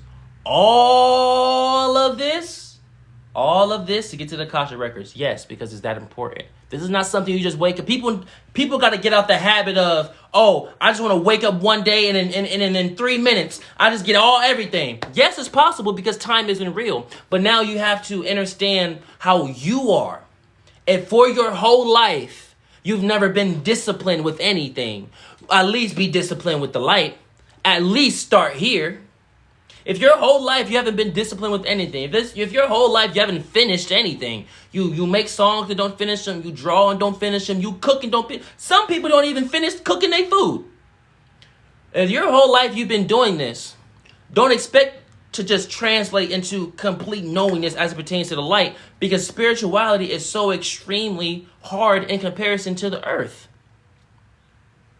So meet yourself where you are and baby step yourself. Nadiie didn't wake up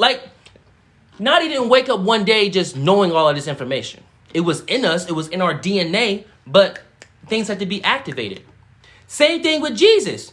Jesus ain't just wake up one day just moving mountains as a baby, and start crying, smacking somebody in the mountains fall. Like, no, you see how destructive that would be? What happened is God made sure all of Jesus's DNA, or Yeshua's DNA, was activated. He made sure all of the DNA was activated. All of the DNA was in the body. Now all we have to do is make sure we put Yeshua in the perfect situations and the perfect scenarios around the perfect people to make him remember. Everything in his DNA is activated, but he still has to be around the certain people to remind him of things, because part of coming to earth is amnesia. So even if, as Yeshua was coming through the womb, I know everything, I'm the son of source, The moment he comes out, I can't talk anymore, I forgot my language, he still has to be taught. So Yeshua was in a land called Qumran, and his first teachers was the Essenes. This is stuff you can look up. His teachers were the Essenes, and his grandmother, Yeshua's grandmother Anne, was one of the leaders of the Essenes, one of the creators of the Essenes. So the reason why Source is bringing this up is, one of the reasons is you must know that even one of the most powerful, this mastery course, we're going live for 7 days. If you missed the other days, click the link in my bio. You'll see Nadiie Black's guidance. You can click the other videos, because Nadiie Black's guidance takes you to my YouTube page where all of these videos, these lives are posted. This is a free course. We're going live 7 days, 8 a.m. Eastern Standard Time. The reasoning is because Yeshua isn't the only Christ. All of us is the Christ.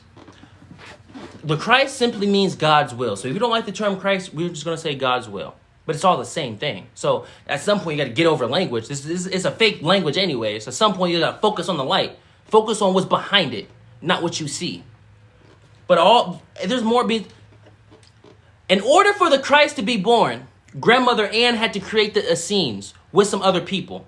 Grandmother Ann, Yeshua's grandmother, had to create the teachers in order to teach the son. If she didn't do that, ain't no Christ on earth. Because we need to make sure that all the information is going to be presented to this baby. A baby is not just going to come to the womb knowing how to speak perfect English. Y'all have to make sure y'all teach him the right things.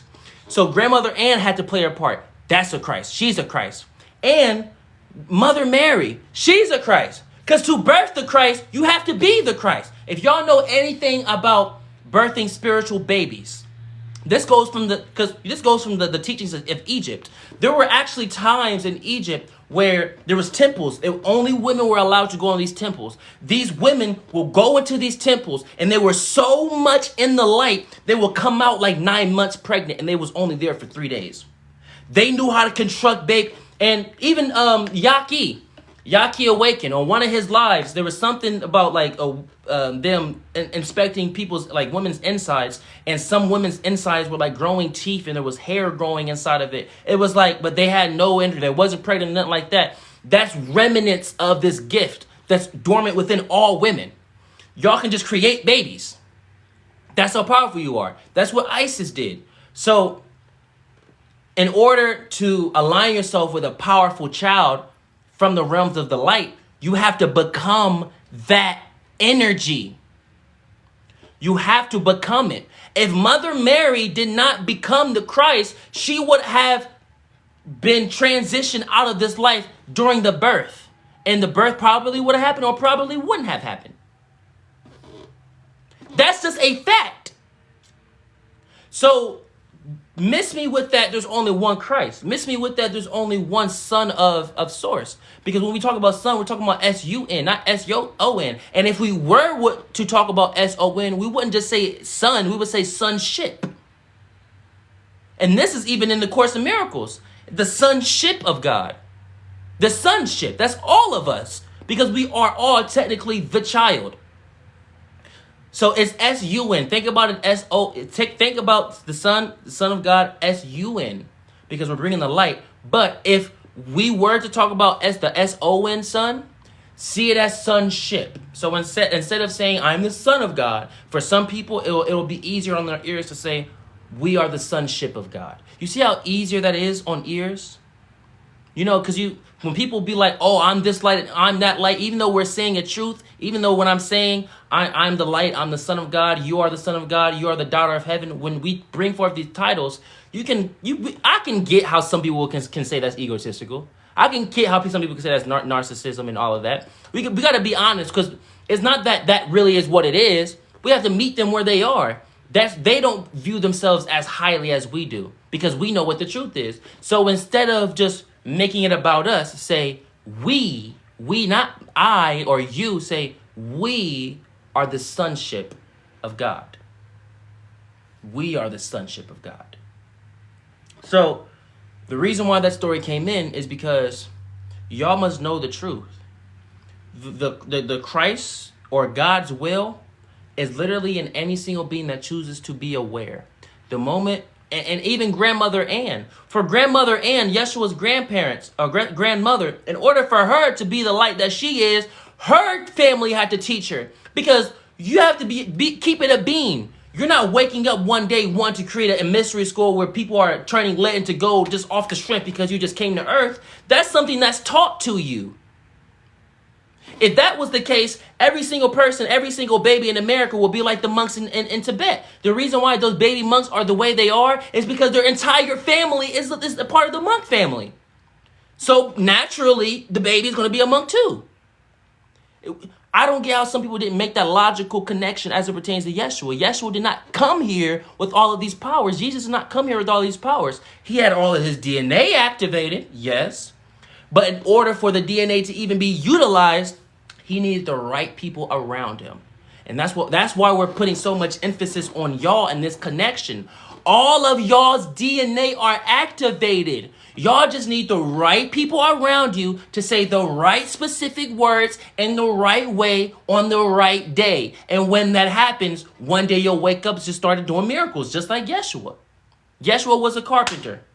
One day he was hitting the wood, he was building stuff, and he just dropped the hammer and talking about, I am the Son of God. And people and people that was part of the carpenter shop, they was like, what the heck happened to you? Listen, beloved, we are far more than just this. You need not thoughts. What in the world? Literally, he was just hammering one day.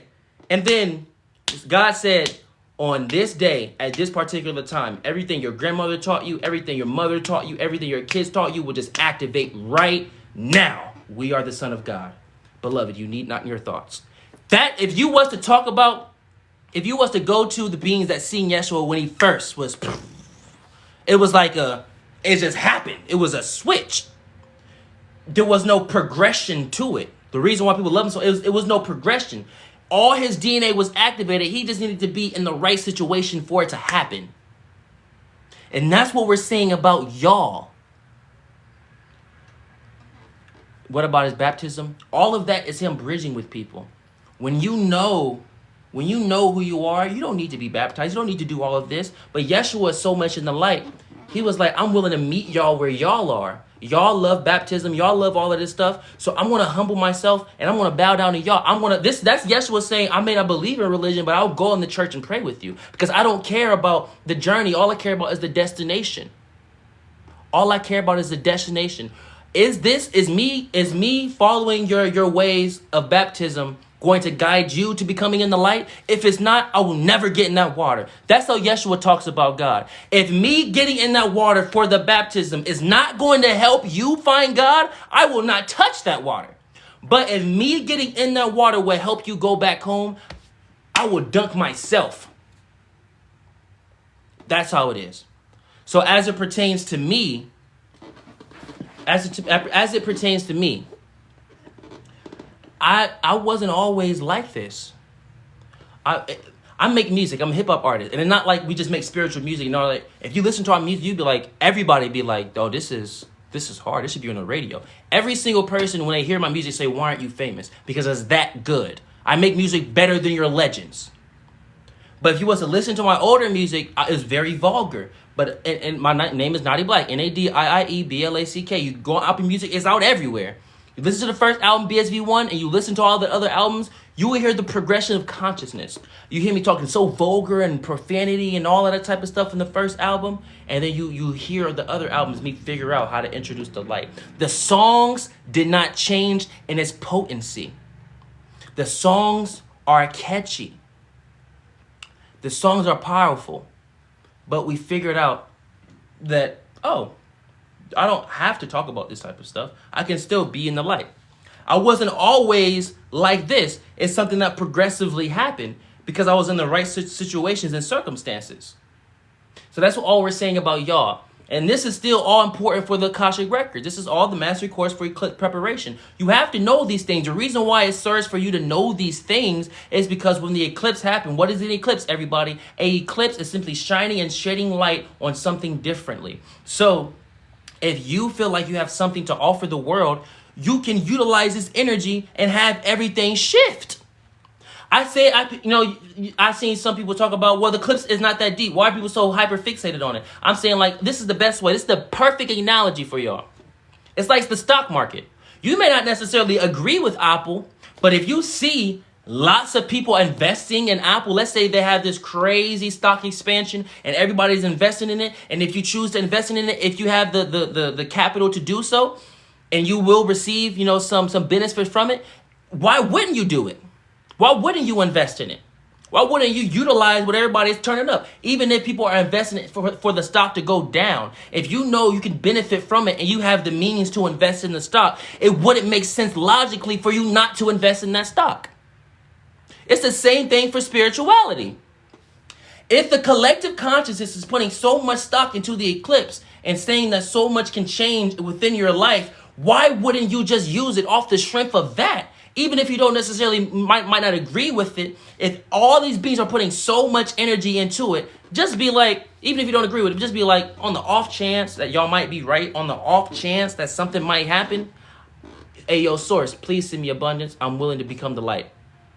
And go on about your day. You can live your day however you want to, but on the 8th, once you live and you integrate all of this information, on the 8th, just talk to God real quick and just send a little prayer. That'd be like, hey, yo, God, I don't know if this is all real, but on the off chance that this is real, God, Please guide me to becoming that which is the light, God. Please guide me to seeing as you see. One of the most powerful prayers you can ever pray is, God, guide me to seeing as you see. Because God does not see you as a helpless being. Source does not see you as a helpless being. The moment you say, Source, help me, help me, help me, it's not going to know what you're talking about. But if you say, God, guide me to seeing as you see, oh yeah, you're putting on God's glasses. God's going to be like, yes, finally, I've been waiting for you to ask that. I want to show you how abundant you really are.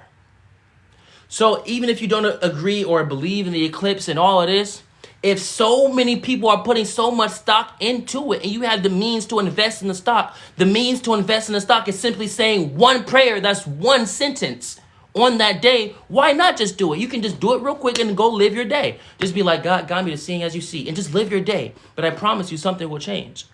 I promise you. It doesn't hurt to try. Why deny something? Why deny something and not at least try it?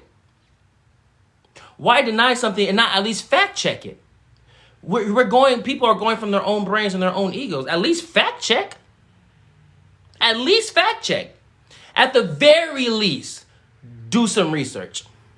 At the very least. And research doesn't mean just Googles. That means Googling.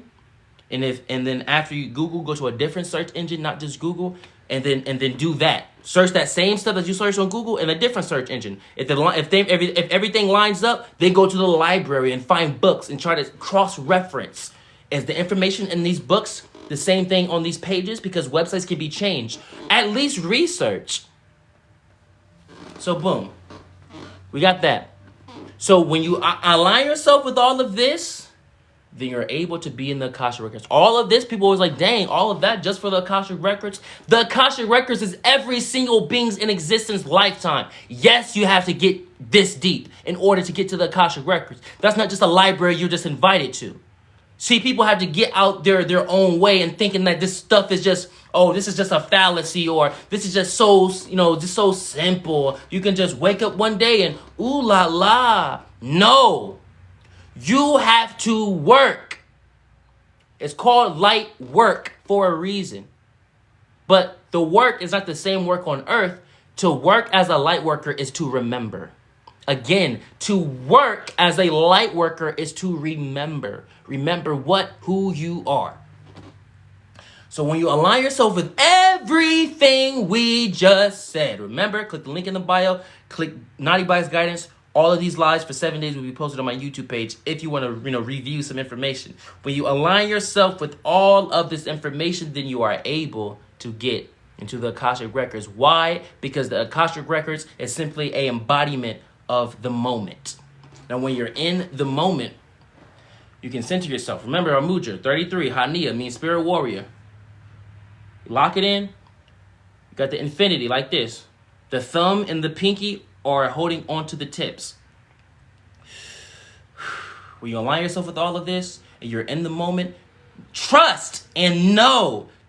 Transmute your trust into knowingness. No longer are we asking you to just trust. We're asking you to know. If I say you don't be blinking, you're going to argue me up and down and say, yes, I do be blinking. Have that same level of discernment as it pertains to God, where nothing can rattle you. We don't want you to trust. We don't want you to believe. We don't want you to have faith in the light. We need you to know in the light. So when you're in the moment and you listen to what this aspect of yourself, which is Nadiie, said, then you're able to be in the Akashic Records. Why? Because the Akashic Records is a moment. Now, all you have to do when you're utilizing this energy, you don't necessarily have to use this Mudra, but this Mudra has been catered with Christ consciousness. It has been catered with every single leader known to man. So you don't have to use it, but, it'll work if you do. So now you visualize a question or a thought. Like one question can be, where is my book of life? Or how was I in this lifetime? Or how could I? Because look, the goal is for you to become your own best guide. Stop acting like you not Timothy Hemsworthy. Stop acting like you aren't her for real. Stop seeking outside of yourself. One of the initiations that Source put us in. Source was like, Nadiie, you said that you are wanting to be on this path again like you were many, many times over. You say you want to be in this light again as my son. Well, in order to be the son of God, in order to be Christ consciousness embodied once more, you have to remember you need not anything outside of yourself. So, I was in the shower, and water is very important. I was in the shower, and I was aligning myself. I was like, essentially, it was like, name any being that could have helped you. Any being that can provide any of assistance. You know, Archangel Metatron, the beings of Sirius, the Council of 9, Council of 12, Galactic Federation of Light. I'm just naming all these beings. All of these beings at one point in time brought forth of assistance. Mother Sophia, all of these beings brought forth some assistance. And then Source said, listen, now you integrate all of them. Become all of them. To where you need not go outside of yourself. Because part of being my will, Nadiie, is knowing that I gave you everything you need. So allow things to blossom within you. So when you align with this energy and you are in this moment, which is the Akashic Records, and you're in this frequency, you're in this meditation, visualize a question. Actually, you know how you have subtitles? Visualize the words and the subtitles forming. Like, look at it. If what is my purpose? See, what is my purpose? You see it. What is my purpose? You see it in your mind's eye. You know how your eyes are closed, you just see the void? You say, or ask, what is my purpose? You see it, and you visualize those words shooting out forward. One of the most powerful techniques you can do. Now, we told you how to do it, but you have to get into a meditative state. So it's not just close your eyes and do it and expect something. It's close your eyes, bring yourself to a meditative state. Someone said they just got in live. Peace unto you. We're going live for 7 days. Remember, we're going live for 7 days. This is day 4. If you missed the other days or you missed a part of this day, click the link in my bio. A link tree will pop up. Click Nadiie Black's guidance. You'll be able to watch all of the lives, all of these courses, for the preparation of the eclipse. Why is the preparation of the eclipse so important? Is because all the eclipse is, from a symbolic point of view, is shining light, shedding light on you differently. So your life will be able to change because things are being shed upon you differently. So your life will be able to change because things are being shed upon you differently. So if people are asking, what is that mudra? Say the Nadiie in me.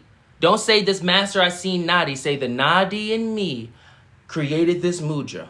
You align yourself with this mudra. You put yourself in a meditative state. It can take 30 seconds, 3 minutes, 3 hours. It just all depends on who you are. When you put yourself in this meditative state, that means you're focusing on your breath. Nothing else matters besides this present moment. The moment is the Akashic Records. When you are in the moment, you are in the Akashic Records. Now, what is the Akashic Records? Where all the information is.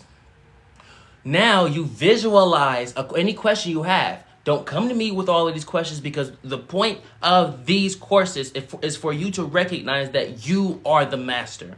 This is a mastery course. This is not just a course. If it was just a course, I'm a teacher, you're a student. But this is a mastery course, so everybody is a master. You visualize a question in your mind's eye when you get in your meditative state, when you're utilizing the mudra. And you visualize like subtitles. Like, let's say your question is, what is my purpose? You visualize that, and then you visualize, you know how you close your eyes and everything is void, you see nothing but blackness, that void? Visualize that question and those words shooting forward. You're sending it out. When you send it out, you sit and you wait. You sit and you wait. Don't expect anything. Don't expect something to come forward. Don't expect something not to come forward. You sit and you wait. And just as if you were pouring water into a cup, God will download the information into you. Streamline. So the tip of the water is 0.1, and it will slowly be streamlined into your essence. That's how downloads happen. It's not all at once. The moment you wake up, Source will pull the picture up. Oh, it's too much. It was too much, my child. It was too much. You go back into your meditative state. No, God, I just twist a little bit. You can go again. And you'll pour that into, Source will pour this information into your essence. That's all one. How to get into the Akashic Records. Now, what we're going to do is, everybody sit tight. We're going to grab our chargers right here. We don't want the phone to die on y'all. But yeah, we're gonna grab our charger. I know y'all can still hear us. So boom.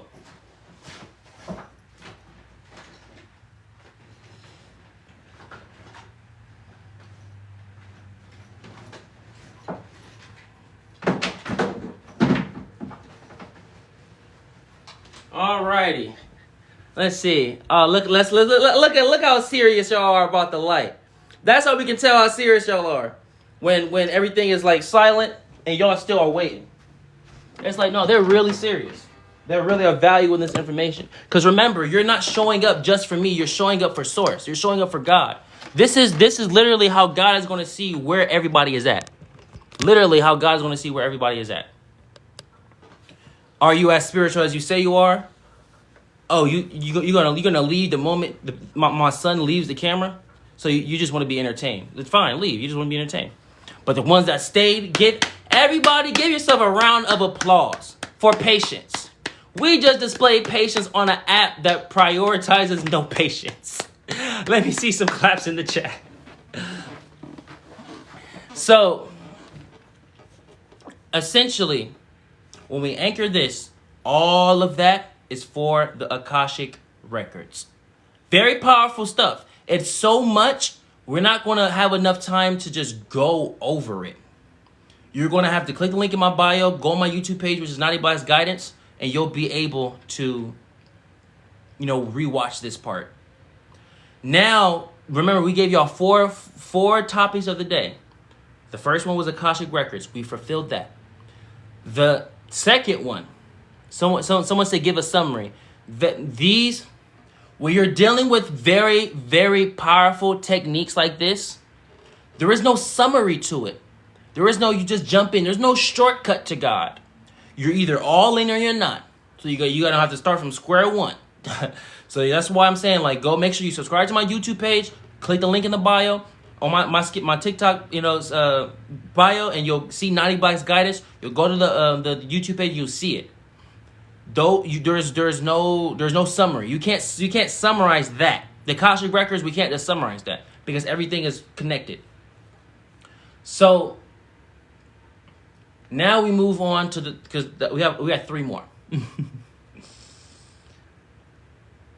Questioning the earth. We have to question this earth. Why do we question this earth? The reasoning we question this earth is because things aren't what they seem. Even if we put what spirituality is aside, everybody, look at your planet right now. For the people that may not understand what's going on with spirituality, all right, let's meet you where you are. You want to be physical so bad? Perfect. Look at your planet right now. Things aren't what they seem. Inflation is extremely high. People acting like it's not. That's pretty odd because the last time something like this happened, the whole world was in a frenzy. That's kind of odd. ETs are popping up in what they think Miami is. That's pretty odd. We're having a lot more spiritual. I never really see UFOs in physical reality. And remember, we're saying the term physical reality for human transcription. Remember, the spirit realms and physicality have merged. There's no more physical realms. But for human transcription, people recognize physicality. So we're going to use that. Remember, bridging. I haven't seen UFOs and all of that in physicality. I only see it in the astral realms. I met the Greys. I used to work for the Galactic Federation of Light. After we do all of these lives and stuff, or if Source deems it serving, if you want to hear about me and working for the Galactic Federation of Light, we can talk about that. But until Source says it serves for to talk about that, we're not going to talk about it. For right now, we're doing these lives for 7 days. After the 7 days, if y'all have some requests of anything that I might have mentioned, make sure y'all DM me or comment, and I'll make a note at it. But look at the world right now. I never really seen ETs in last week. I seen a glowing orb, a glowing ball in the sky with my physical eyes. I had to rub my eyes. I'm like, hold on. I told my wife, like, hold on. Like, y'all see that? I had to pinch myself. Like, am I astral projecting right now? Oh, no. It's happening. These things don't just happen. Hollywood crumbling. Let's set spiritual stuff aside. The world isn't what it seems. if you don't agree with the spiritual stuff, that's fine. But on some level, it serves for you to say something is different. Because how is Hollywood falling? That's like Babylon's falling. But Hollywood is backed by the literal government. That's just facts. They're backed by the government. It's facts. The government funds Hollywood. So if that's crumbling, the government's crumbling. The government is going through this loss of power. Everything in the world is crumbling. Now we all have some form of agreement. Like, okay, yeah, you're right, Nadiie. I may not agree with all the spiritual stuff, but the world definitely, something is going on. Now that we all have some type of agreement that something is happening in the world, now you look at history. Look at the mythos history. Look at mythology, the histories of the mythos. Look at Native American prophecies. Look at the histories of all religions. I don't care if you don't subscribe to a religion. You don't got to read all the religions. Just go to the part in any religion, all of the religions where they start prophesizing. Look at the prophecies. All of them. Don't just follow one prophecy. Why do people say we're in the end times? We are technically in the end times, but we're not in the end times that people think. We're in where the life that we know it is ending, but there is no such thing as an ending, so it's just a new beginning. So the life that we know it is ending. So the people that were fear mongering and talk about we're in the end times, those were the beings in Hollywood talking about the world was going to end because they want all of us. Those were the beings in the government talking about the world was going to end because they want all of us to put our power into them. But what that means is exactly end of an age. That's what that means. End of an age. So it's like it's going to be an end of that, and the light is going to emerge. Hey, Casey. Hey, Casey, I see you. So, essentially, now that we've understood something is going on with the world, look at the histories, the religions, their prophecies, Native American prophecies. Look at the mythos and the mythologies. Look at everybody's prophecies. When Babylon falls, when Sodom and Gomorrah falls, when all of these people fall, when all of these structures fall, what happens? A new beginning, a new light, any time something on a mass scale kapooies, something big happens. Something big happens. If you don't want to believe Nadiie, look, we're literally guiding you to where the proof is. So now this is undeniable. All of this is now undeniable. At some point, we have to recognize when we don't want the information. Don't say something is fake just because you're scared. Just say you're scared. We respect that. Be honest with yourself. So you can't look at this world and tell me something fishy is not going on. And when you look at this world, you look at the history, you look at mythology, you look at the prophecies of the natives, you look at the religious prophecies even, you look at all of these prophecies, they're all saying the same thing. When a structure that we thought was the most powerful and darkest structure crumbles, something beautiful emerges. But when we're going through the crumbling, then you have people rising up. So like right before the Atlantis flood, I'm so grateful Stories gave us clearance to talk about this story. Right before the Atlantis flood, there were witches and there were druids that were in nature that received the visions. Because remember, what y'all don't know about Atlantis is that Atlantis was, at one point, it was the entire Earth. But there was a hub. There was like essentially a city. That's the city of Atlantis. But the entire planet was the Atlantis. Like Lemuria. When Lemuria was at its height, the entire planet was called Lemuria. But then there was a city for Lemuria. The same, Lemuria is the divine feminine of that energy. Atlantis was the divine masculine because it came right after. Atlantis was so powerful. They utilized crystal energy a whole bunch. Atlantis was so powerful. They had signposts. Atlanta, no, that's just offspring. We're going to get into that Atlantis stuff, all of that a little later. But Atlantis was so powerful. Before you entered the city, they had like crystal signposts up. And essentially it read, if you go beyond this point and you aren't of this frequency, you will just transition out the body. Literally, there were people that were assigned to, guard the outside city of Atlantis. And some of their jobs were to pick up the bodies that transitioned because they accidentally walked across the line. And their energy was so powerful, they transitioned. So the reason why we talk about how powerful Atlantis is because Atlantis had every last one of their DNA strands activated.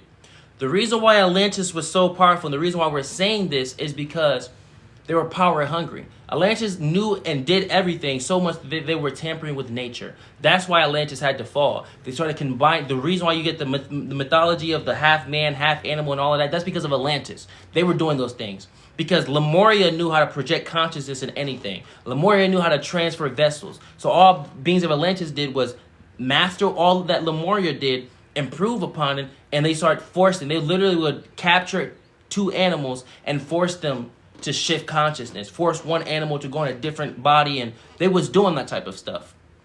That was Atlantis. That's one of the reasons why it had to fall. When you start going against nature, and on top of that, Atlantis, to utilize that energy, they utilize crystal energy.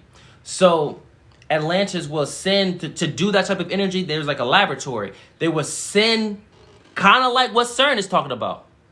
What about CERN? CERN got their information from Atlantis. Again, CERN got their information from Atlantis, but they don't know fully how to utilize all the information. But essentially, what Atlantis did that CERN isn't doing is, Atlantis, the reason why they fell, one of the reasons was because they're tampering with nature, obviously, but they had to transfer one consciousness of an animal into another animal. They had this beam, this portal machine, and they would send beams down into the ley lines of the planet. And they will bring some energy up. They will send energy down to the ley lines of the planet, and then they'll bring energy up. And they will transfer that energy into one body, and it will transfer the consciousness to another body. But when you send so much energy down into the ley lines of the planet, and you're going to cause shifts, like the plates. There's something about plates. It's somebody help me with the word. The tectonic plates. It's like some plates within the planet. Y'all know what I'm talking about. The ones that know, they know what I'm talking about. There's some plates that shift, and that's what caused earthquakes within the planet. But when they was utilizing that energy so much, yes, tectonic plates. When these beings were doing that, each time, I said it. I'll be channeling. I'll be like, did I say it? When those things happen, everything was just shifting. It was just shifting. It was getting out of order. It was getting out of order. It was getting out of order. Then earthquake. They pushed the planet out of alignment, doing that so much. So right before that happened, there was visions with druids and witches. They was talking about the fall of Atlantis. And they were like, listen, all this is going to happen. Y'all got to get it together. Nobody was paying attention. The reason why, and then that's when the flood happened. Y'all separated so much, the water came through and flooded all of it. And you see, the water flooded not just the entire planet, because they were so strong, but it did so much in that area. It was like because it started from that area. So that's why the area is in the sea. It flooded. But then there was so much water, it kind of shifted to the entire planet. And it reconstructed a lot of how the planet looked. Because the whole planet was far more lush and vibrant and colorful and green than what it is now. There was really no barren land. There was not a single desert on this planet. But the reason why we bring that up is about like the prophecies and stuff like that. Is listen, the same energy is happening now. You have beings tampering with things that they know they shouldn't be focused on. But we're so powerful, Source is saying, it's not that one of my children is there anymore. I'm sending my entire force. All of us is the child of God. So the entire planet is not going to fall because there's too much of us. That's too much in the light. If it was just one of us, then okay, yeah, flood the planet. Because the story Noah's Ark. If it's one dude, just tell him to build a boat. Hey, yo, build a boat. The ocean coming. But when you have an entire planet full of the light, God is not going to destroy that planet. No, because we're doing something right because there's a lot of y'all and there's a little bit amount of them. What y'all think the dark is, there's only a little bit. But they've been in power so long, you just think them larger than life, but they're really not. But the reason why this is important is because remember, we gave y'all four topics. The first one was the Akashic Records. The second one was question this reality. We're on the question the reality. This is important because when the fall was happening, when you see Hollywood falling, when you see the government falling, when you see all these crumblings happening in the world around you, something big is happening. All of a sudden, you have light workers coming up, like the witches and the druids that was trying to tell the beings of Atlantis, stop what you're doing. They was telling these beings weeks in advance, stop what you're doing. The druids are in line, in tune with the earth. They're saying the earth is hurting. The witches are coming to support the witches and druids. At that point in time, there were specific groups. But we're not going to say the specific groups' names because the names aren't important. What you need to just know is there was druids, there were witches. And at one point in time, they wasn't really rocking with each other. But they all came together. The witches came to support the druids and the meetings with Atlantis and was talking about, listen, the earth is hurting. If you don't want to believe me, a witch, believe the druid that literally lives as the earth. Every time y'all send these portals and this energy, whether you send it down like Atlantis or up like CERN, whether you send it down like Atlantis or up like CERN, when you send this energy, just the fact that the energy is being focused this way on the planet, it hurts a lot. So you had beings wanting to just throw out this information to try to guide everybody. It's the same thing now. It's no coincidence that all of a sudden, when this energy starts happening, Nadiie starts going live for 7 days. Michael Murdat starts going live for 7 days. Rashad Jamal in the Astro is helping everybody. You know, there's no coincidence that people are seeing more sightings of light workers. There's no coincidence that people are feeling the energy of Yeshua and Christ consciousness more. It's no coincidence that people are trying to become so much healthier and people like Yaki Awaken are getting so popular and at this moment. There's no coincidence that any of these things is happening. This is our version of when the witches and the druids in Atlantis was trying to say, yo, stop sending the portal energy down to try to transfer consciousness because you're bored. Stop it. Jazz was talking about, I've been gifted a message to fast. Same thing. The first day, April 1st, the source said, do a dry fast. No food, no water, full 24 days. And I talked on the first fast, and I even mentioned that. It's the same thing. All we're saying is look at histories.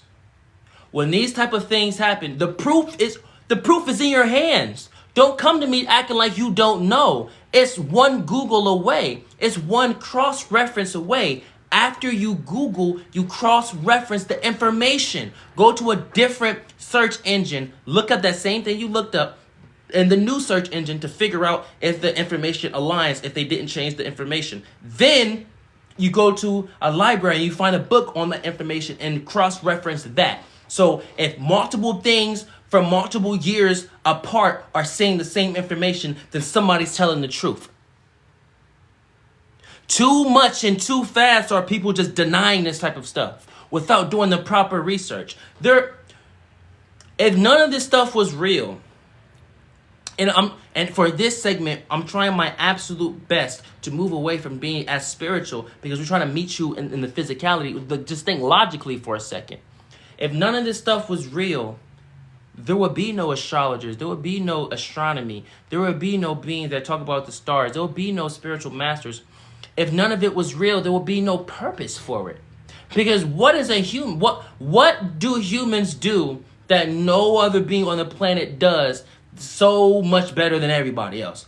Humans adapt. Again, what do humans do so much better than every other being on this planet? They adapt. That's just a fact. That's what we do. We adapt. So when certain things were happening in life at any particular time period, and all of a sudden you had beings start talking about the light, all of a sudden you started having beings focusing on the stars and all of this stuff, humans adapt. It's in our literal DNA to adapt. So when the world is changing, oh, I gotta be an astrologer now. Why? Because the stars is telling me this and the stars is telling me that. No longer am I a caveman. Because my DNA is to adapt. It's in your literal essence to adapt, to survive. Exactly. Built-in survival skills, like David said.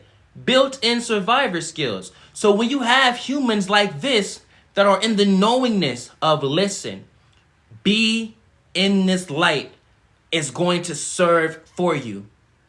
Just like when Atlantis was falling and all of these, witches and druids are trying to help everybody and, preaching from the top of their voice, it's happening. You can utilize this energy to assist your entire life, and not just you, but the people around you. Don't ignore it again. You came back to Earth at this part. You could have come to Earth when all of this was over, when all of this was done. You could have come to Earth before all of this happened. You chose to come right now. You chose to come back right now so you can experience God's Son, which is an aspect of you, for we are one, saying, don't forget. Exactly. Y'all chose this for a specific reason. Y'all could have chose any other time period, but your soul said, this time period is going to assist me with transcending. That's why we're saying ask questions. All right, everybody, if that all made sense, type 33 in the chat. Everybody, if that all made sense, if what we just said made sense, type 33s in the chat. I gotta see, what the tempo is. I gotta check the temperature here. If that all made sense, type 33s in the chat.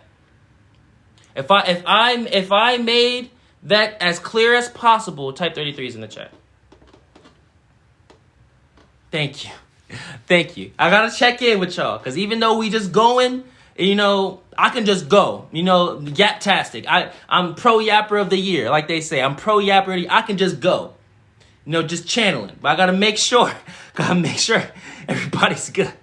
All right, if you just got here, click the link in my bio, and you'll see Nadiie Blast Guidance. You'll click that link, it'll take you to my YouTube page. All of these lives will be posted on there. We're going live for 7 days. Your point is to not learn, denizen, it's to remember. We're going live for 7 days, 8 a.m. Eastern Standard Time. All of these live will be posted. But today, they said the gift of gab. Oh, I'm so grateful. You just said I got the gift of gab. Oh, that's a compliment. But the entire point of all of this, especially this day, is to guide us to remembering so we can be prepared. Because what did I tell you in the beginning of this? My goal is for when you transcend and you speak to God directly, I want none of y'all to be caught off guard. Y'all not fins to say, God, you didn't tell me nothing. You could have told me this was going to happen, God. I don't want none of y'all to say that, because God is going to say, per Akashic Records, per your Akashic Records, I sent my son, Nadiie, to go show you. So you can't say we didn't tell you, just say you didn't listen. We can work with you. Because with God, there's no win-losses. There's only win-wins with God. God's going to be like, listen, if you are okay with just accepting what the truth is, then we would just tell you the truth. But if you feel like you have to go back because you did something wrong, we're going to send you back. That's how God works. So even if everything that we say goes over your head, as long as you have an open mind, God would say, listen, even though my son told you and you didn't get it, I'm going to tell you because I love you that much. That's how much we want you to come back home. I'll just tell you myself. I never want any of y'all to be caught off guard. That's why I'm going so hard for y'all. So we went over Akashic Records. We went over questioning. Now it's talking about how to live on Earth. Remember, it's Akashic Records, question all that's around you. How do we live on Earth? And then we're going to start doing a little Q&A. And then we're going to recap everything. Now, some people were saying summarize. We aren't able to summarize specific topics, especially today, because today was very, very deep stuff. But what we can do is summarize everything. But so then when this video eventually gets posted later today on our YouTube page, then you will be able to align yourself with that, which is the truth. So, how do you live with all of this information? How do you live on New Earth? This is number 3. How you live on New Earth is simply being who you are. When you listen to everything that we've been guiding you for, you're going to Experience that which is the miracle.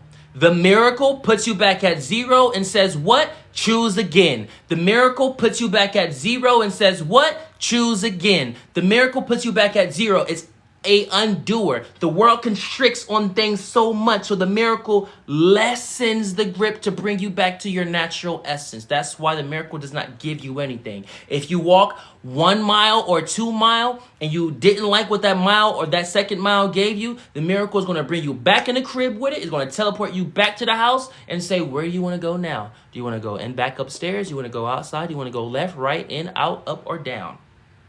That's why the miracle is so powerful. It just undoes. If you got yourself too tangled up, it just undoes and says, what? Choose again. Remember, we're going to test you on that. So y'all better remember. The miracle puts you at zero and says, what? Choose again. Remember that.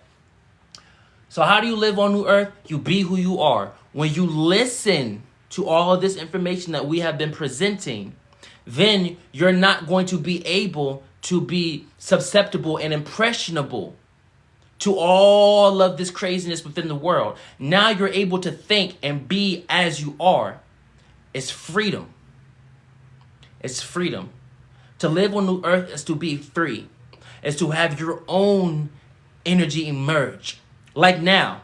Remember how we said we just showed up? There's literally not a thought in this brain. We don't actually know physically. Our ego has no idea what's going to be said next. God just said, show up, Nadiie, and I'm going to sit in your body as my son, and we're just going to speak through your mouth.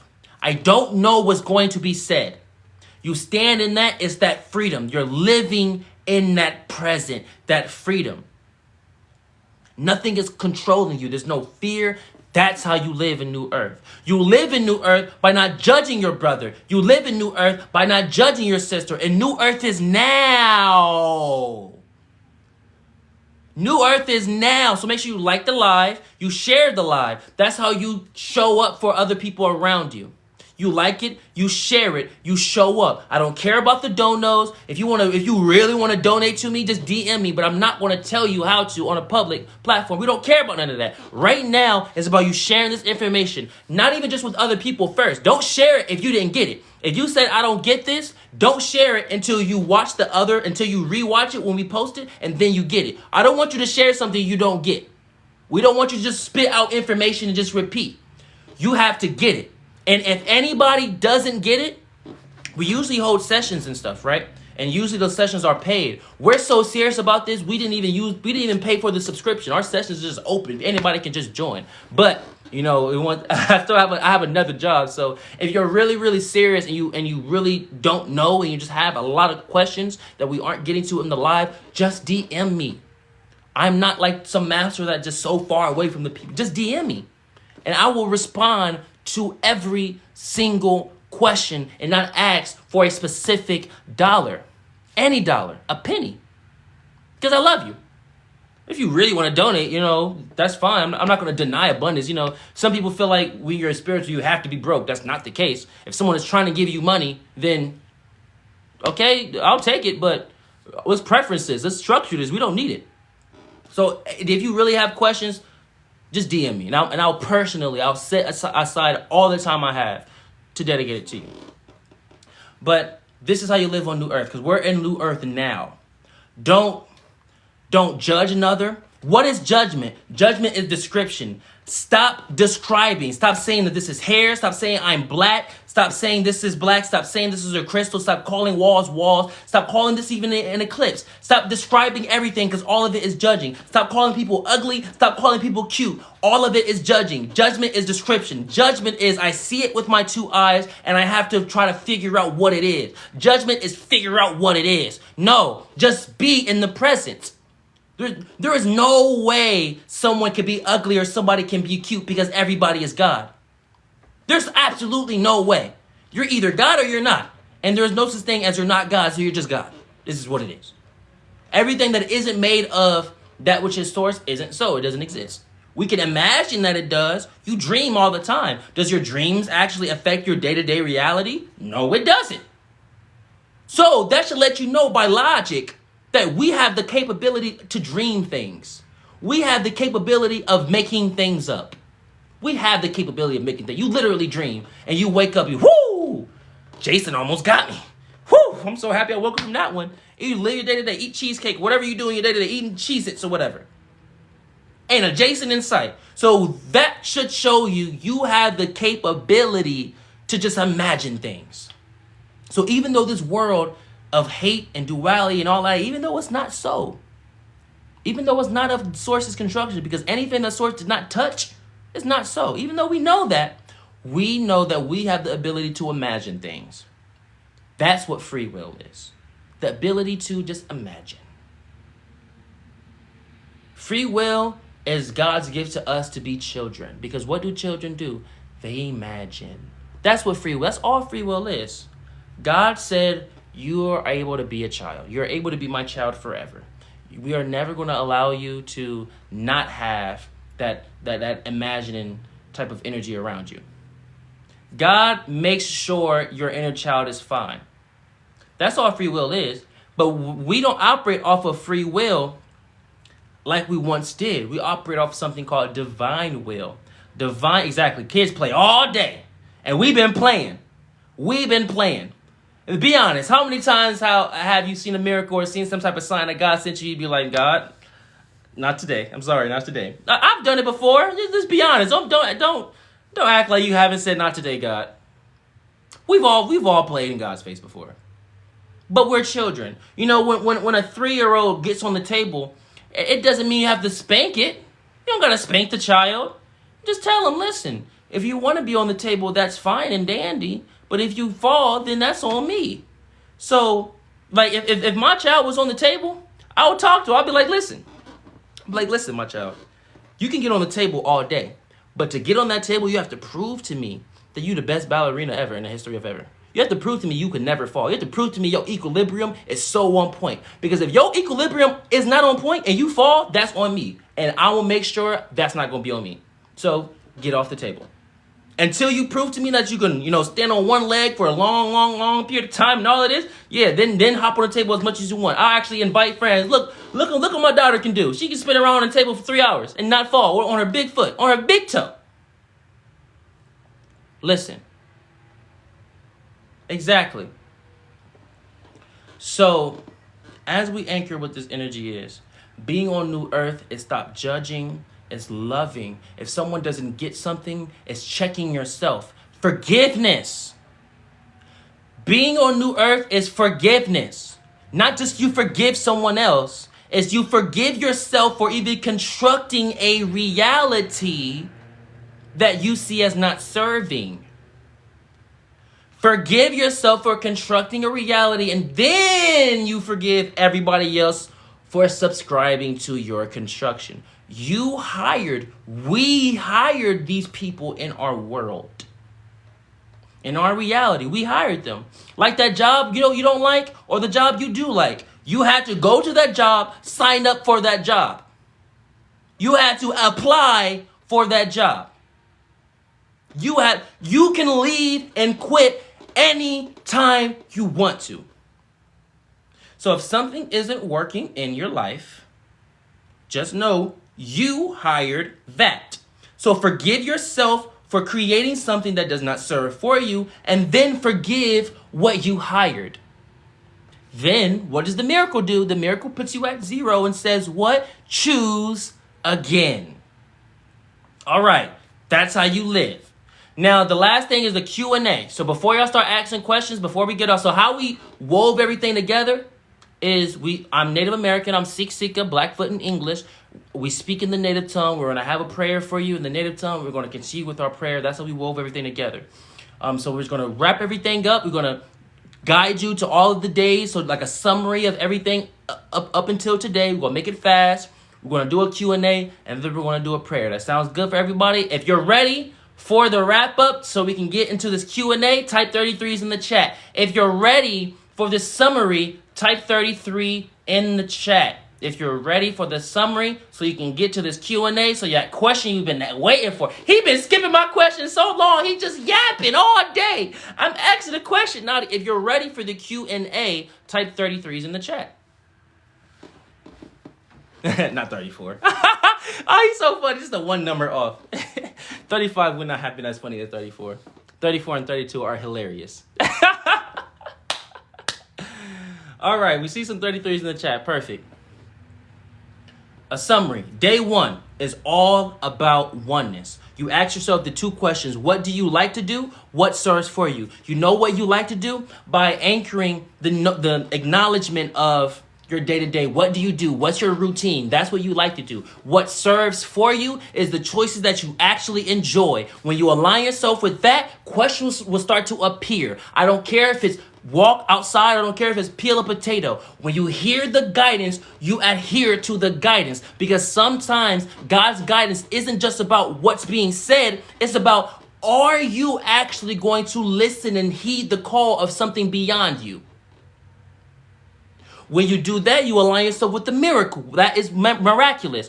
What is a miracle? Is you. A miracle puts you back at square zero and says what? Choose again. The miracle puts you back at zero and says what? Choose again. When you align with the miracle, you align with God's glasses. Everything is now an opportunity. After you align yourself with those 2 things, the questions and the miracle, you know who your purpose is. You know what you are. You know who you are. So if something isn't feeding who you are, stop doing it. If you like to paint, but you're going to a job that you just despise and it's not inspiring you, quit the job. The silence is loud, isn't it? Now we move on to day 2. Day 2 is about collaboration. Day 2 was about Nadiie being seen as a mirror. Nadiie not being seen as this master that y'all love. Nadiie not being seen as the son of source. Nadiie is a mirror. Right now, y'all are the master. So day 2 was all about everybody in the comics answering each other's questions. It was about me, facilitating and guiding that mirror, having this collaboration, guiding people to knowing this, because you cannot help another being until you know yourself. So day 1 was about knowing thyself. Day 2 was about collaborating. Even the days, the teachings of the numbers, it all aligns. Day 3 was about powerful techniques. Day 3, we taught everyone how to perform miracles. If you were in the live on day 3, y'all know exactly what we talk about. We performed miracles on live. It's very simple. Everybody felt the energy. They knew what it was. There was a big release. We was talking about how to use Reiki, light from our hands, covering your body with this white and gold light. We had stories. It was very, very beautiful. That's what day 3 is about. You don't get to day 3 until you know thyself, until you share the information with others, and then that's when you become the master, because the master is about bridging. But you can't get to bridging day 2 until you get to knowing yourself day 1. Now we're on day 4. If you missed any of these days, or you missed half of today, click the link in my bio and you'll see Nadiie Black's guidance. You click on that takes you to my YouTube page, and then you'll see all of these days posted. If you have any other specific question that we aren't going to cover in this Q&A, DM me and we will talk about it directly. If you want to give me any money, that's perfectly fine, but DM me first. DM me first. Right now, it's not about money. Right now, just focus on the light. Just focus on the light. But we're not going to deny any blessings, or what they call divine benefits. We're not going to deny it, but let's not prioritize it. And I'm serious. If the first message you send me is, how do I send you money? I'm going to ignore you. I don't care if the second message is a question. If you come to me talking about trying to send me money, I'm ignoring you. First, come to me with the light so we can kind of build. And then if I answered your question, then I'm worthy of your payment. That's how that works. But I'm doing this all for free. So don't be like, oh, I got to give him something. I at least got to cash him $1. No, none of that. You're doing it for free. All right. That is the recap. Because today, we got to recap today. Well, today was very powerful. Today, we talking about the Akashic Records, New Earth, Babylon Fallen, Atlantis. We're talking about all that today, but we're going to post that, so you're going to see it. And we're in today, so we really can't recap, because remember, the information is just flowing through us. So what I remember is, because how channeling works for me, because I want to be as transparent as I can with y'all. How channeling works for me is when God tells me show up, I just show up. There was no planning. Literally, I didn't even have all my clothes on, and it was, I go live every day until the 7th. 8 a.m. Eastern Standard Time. God said, make sure you tell them the time. But it was 7:57. I didn't even have my clothes on. That's how unprepared I was. God literally said, show up. So how channeling is I show up and I don't have no thoughts. Like, there's no thoughts in my, like, if I try to think, I get a headache. Like, I feel a headache forming because I was trying to think, but then when I stop thinking, it just goes away. Literally, it's present. And God just sends the information through me. But I don't necessarily remember what I've been talking about. That's why, like, sometimes, and y'all can see it. Y'all know how I would get off a tangent, but then, like, it takes me a few sentences before I get back on track. That's because I literally don't remember what I said before. I'm that much in the moment. I'm that much in channeling. So Source will guide me back. Like, oh, if I give him this word, it's going to guide him back on the path that he was talking about. So that's why, if I steer off, it takes me like 1 or 2 sentences to come back. It's because I'm literally channeling. I don't know. I can't remember. Because when you're in the moment, memory doesn't exist. There's something called memory of the now. And that's what we operate within. So that's the summary of everything. Make sure you click the link in the bio. You click Nadiie Black's guidance. You watch the other videos. And this one will be posted later. If you have any questions that we aren't going to cover today, DM me. All right, y'all. Q&A. After the Q&A right now. So listen, for this Q&A, it serves not to just ask crazy simple questions. Because the crazy simple questions, we're going to have the other masters in the comments. So masters in the comments. We're all masters now. But the one that actually want to go out and help Nadiie, the one that's like the unofficial moderators in the comments, in the chat, please, if you see a question that I do not get to, and you see me intentionally moving away from it, that question is assigned to you, please answer it. And for all the people that ask the question, trust that when these people are in this live, they know what the truth is. And if you try to say, no, but I want Nadiie to say it, all I'm going to do is intentionally repeat what they said. So if you know something is a simple question and you have the answer for it, ask it. But for this Q&A, ask a question if it's really heavy on your heart, whether it's simple or not. If it's really heavy on your heart, just ask it and I'll answer it. But try to ask a question that can fit a lot of people. Don't ask so linear questions like, what color is a plant? Don't ask it such a linear, because there's only like one answer for that. Ask a question that can be interpreted in many, many ways. All right? Here we go. Start asking your questions. Let the questions flood. I'm locking into the comments, because after this, we're going to probably do questions for like 10 minutes. I'm going to make sure I focus on these questions. Smooth 10 minutes. We're going to do our prayer, and then we got to go to our other job and bring the light over there. Because remember, we bring the light and physicality. So we have another job where there's a lot of people, and we hold the light for them there. So let's scroll up and just get to these questions. It's a Q&A. Ask, open questions, open-ended questions. But if it's really heavy on your heart, ask the question, and I'll get to it. But remember, hey, y'all unofficial official moderators, y'all masters. If y'all know I can't get to the question because I'm deep in another question, please just answer it. And the people that ask the question know that everybody in here is a master. They know just as much as Nadiie. They know even more than Nadiie. Come on, let's keep it a bean. All right, so we got Wolf Kai. Should I be able to heal myself? No. And the reason why we're saying no is because if I was to answer that question in any other way, I would have to first affirm that you aren't healed. I would never affirm God's child is not healed already. You have to remember you're healed. So you got to restructure that question. It's not should I be able to heal myself. It's how do I remember I'm already healed? That's how you ask that question. Now, if you ask that question, follow this live. But what I will say is remember who you are and remember that it's okay. In our life, just look at your life. When you look at your life, we've been through a lot of things, but the fact that you're still here, you're still alive, breathing and kicking after all of the craziness happening in your world, that should let you know that you are covered. You have the blanket, the cloak of Archangel Metatron.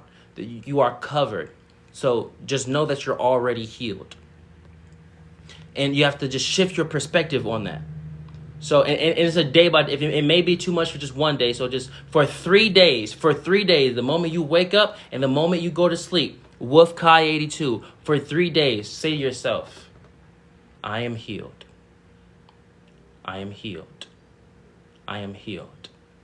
You say to yourself, I never not could be. There's no other possible way for me to be rather than healed. Were y'all masters in 2017? Yes, I was. In 2017, I was holding gatherings and physicality. I wasn't always on technology. Actually, people that came to my gatherings, they would tell me to get on technology, and I didn't listen to them until last year, a little over a year ago. That's when I started recording. That question was from Peace Wasteland. What is the black moon?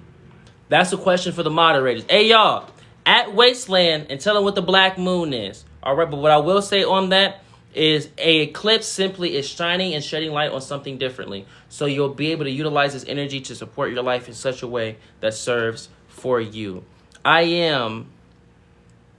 What's the plan? I've been in my own knowing, never paid attention. The plan is to remember who you are and to activate all DNA strands. I am.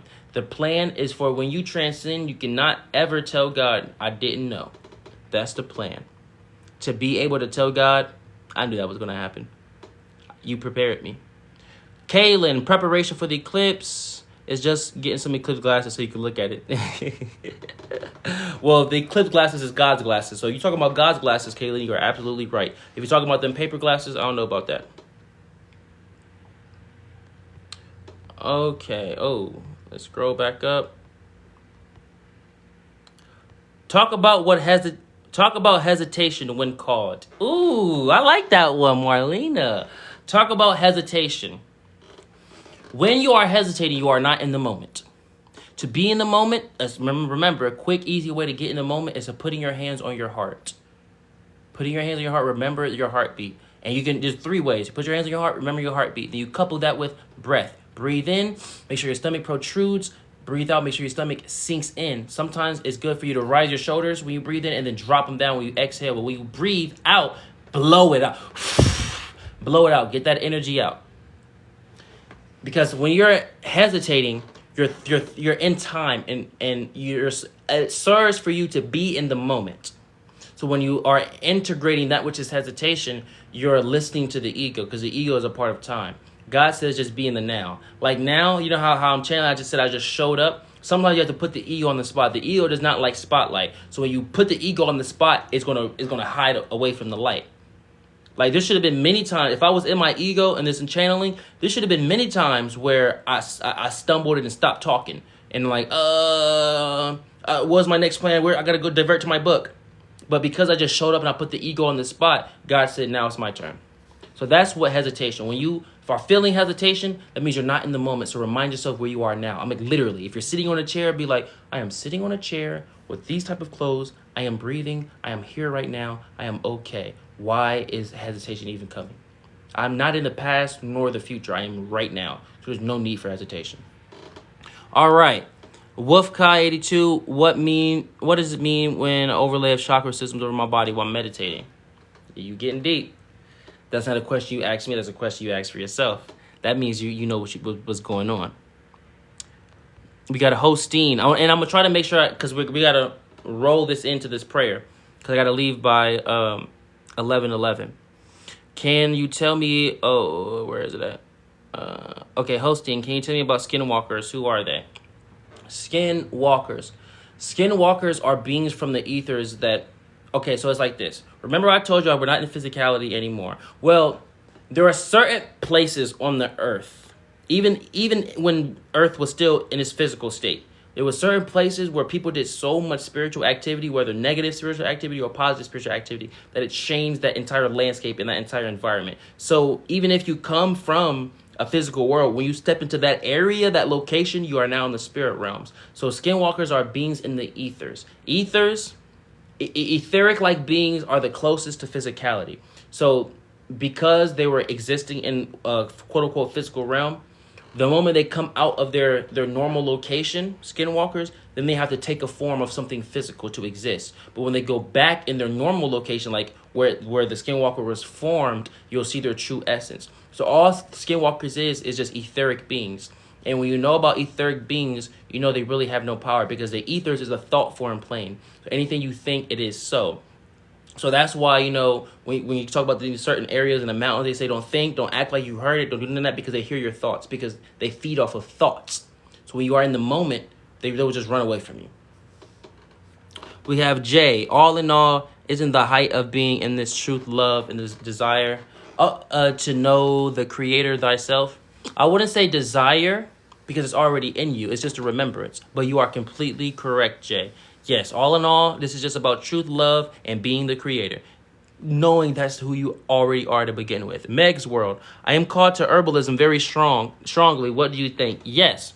I never really was into relationships and any of that type of stuff. I literally told God I'm cool with being single. And then God sent me my wife, which is, she's a very beautiful herbalist.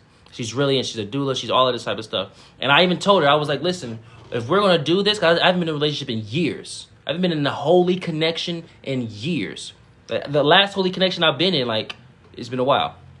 So I told her, I was like, listen, I don't want nothing from you. I don't need you nor want you. You don't need me nor want me. Right now, we're together in for the light. If you think I can ever hate you, if you think I can ever judge you, if you think I can ever think you made a mistake, leave me now. Understand that when I say I love you, I'm saying I love you not only because I love you, but I love you because God loves you. So source align a person that's a master in the herbs for me. Because I'm so much airy-fairy, y'all know. I'm Mr. Yaptastic. I am Mr. Yaptastic, and I'm the pro yapper of the world. All right, I'm so deep in the spiritual stuff, sometimes I forget about earth. So even God sees the value in herbalism. So yes, if you're called to herbalism, my wife, the Son of Source's wife, is an herbalist, a master herbalist. So that speaks enough. I need more ways to be mindful. That was Meg's who asked that question. But now, Miss Stangy, I need more ways to be mindful throughout my day. More ways to be mindful throughout your day. Mindful. Take it day by day. So it's like, even moment by moment. Being mindful is simply being aware of every single action you're making. You know, sometimes how we say when we laugh, we be like, I'm weak. That, you know how that's an automatic response?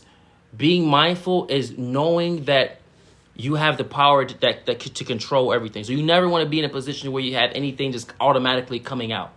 If you stub your toe, you don't want an automatic trigger just of cussing like F and all of this. You don't want none of that.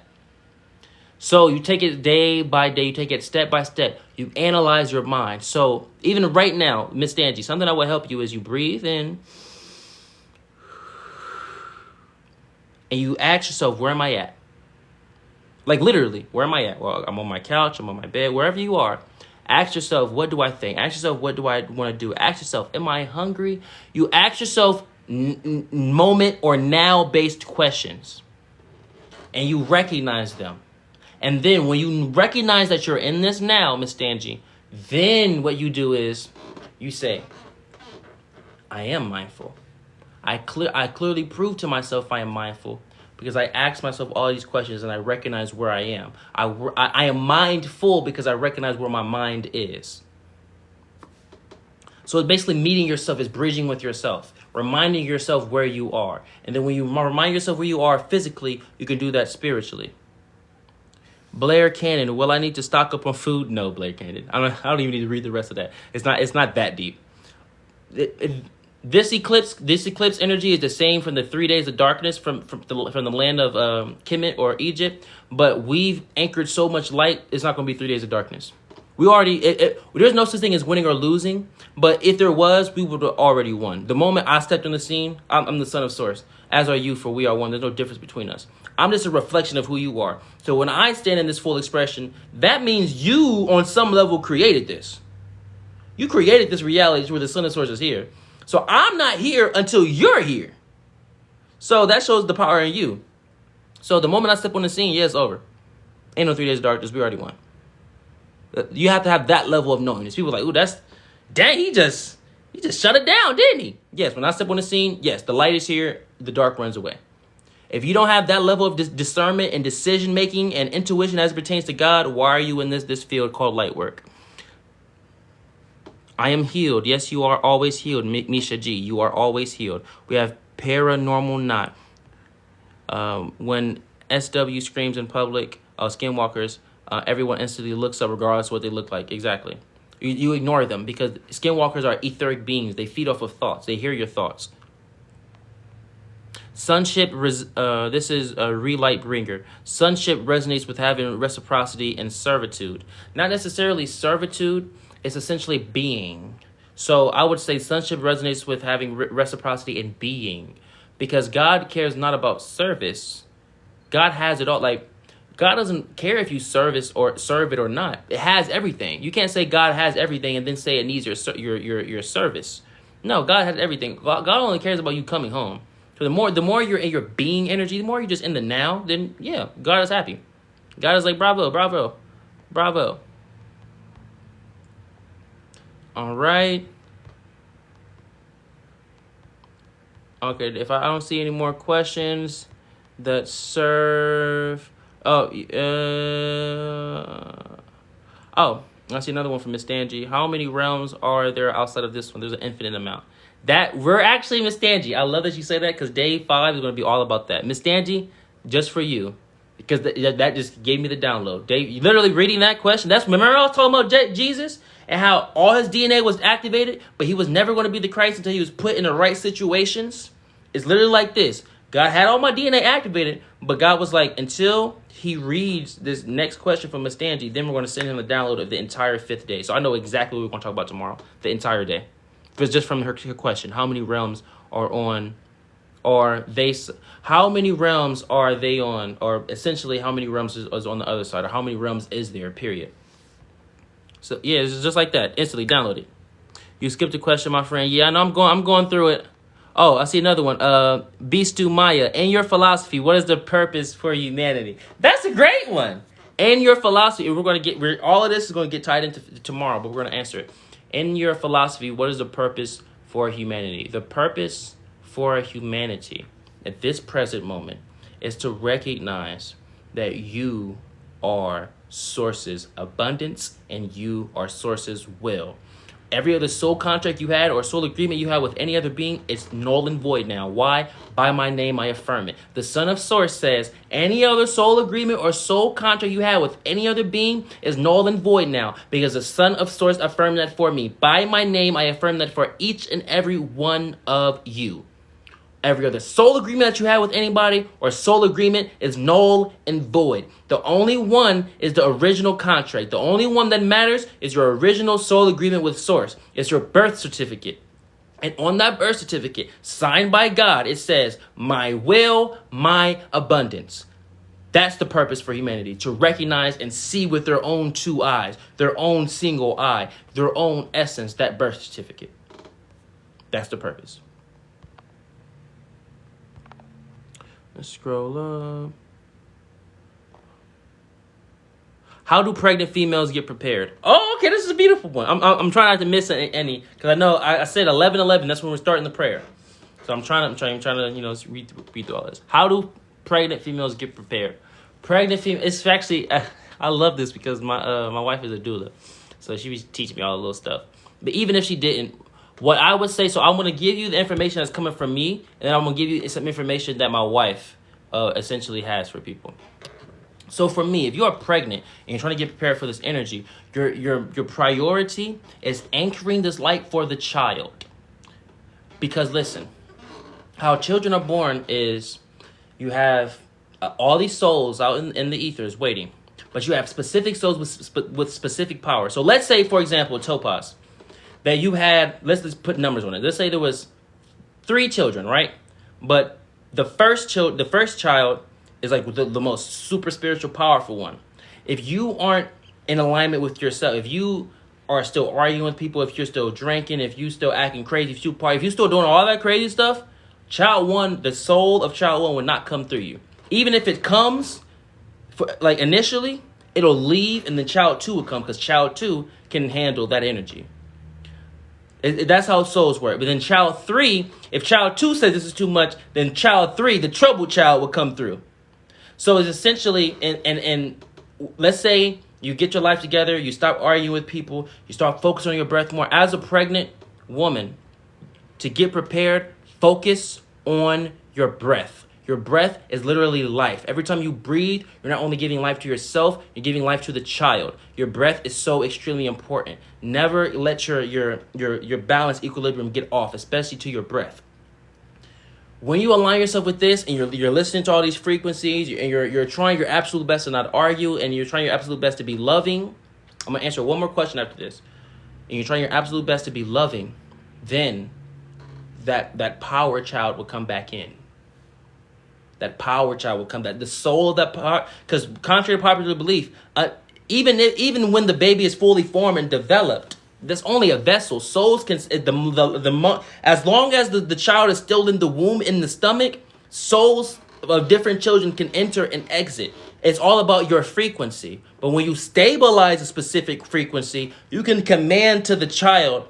Let's say the child one, the most spiritual child comes through. As a pregnant woman, you can command to that child, you see my frequency, you see I attracted you, you see I'm like this. Like when I say Mother Mary is just as much as a Christ as Jesus himself. To birth the Christ, you have to be the Christ. Mother Mary said, I walk this walk, you better stay. Christ.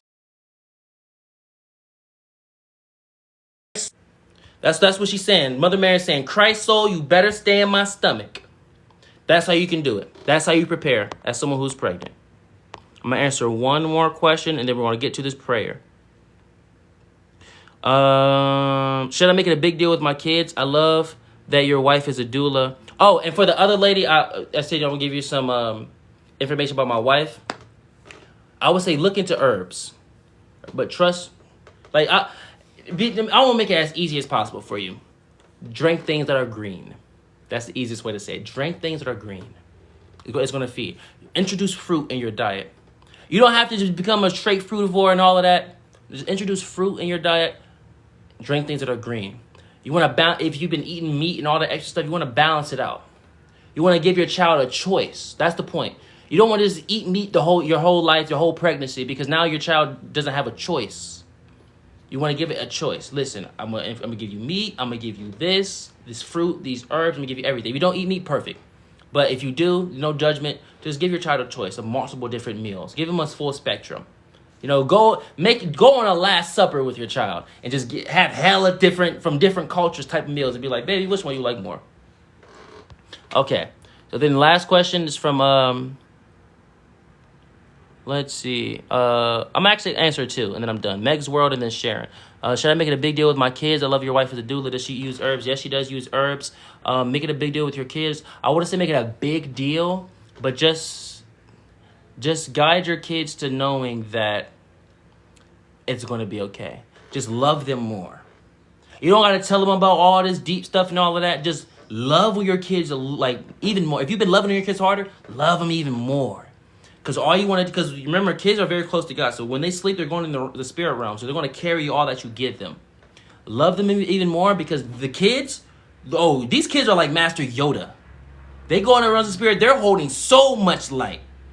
So just love them even more to prepare them. And just, love them.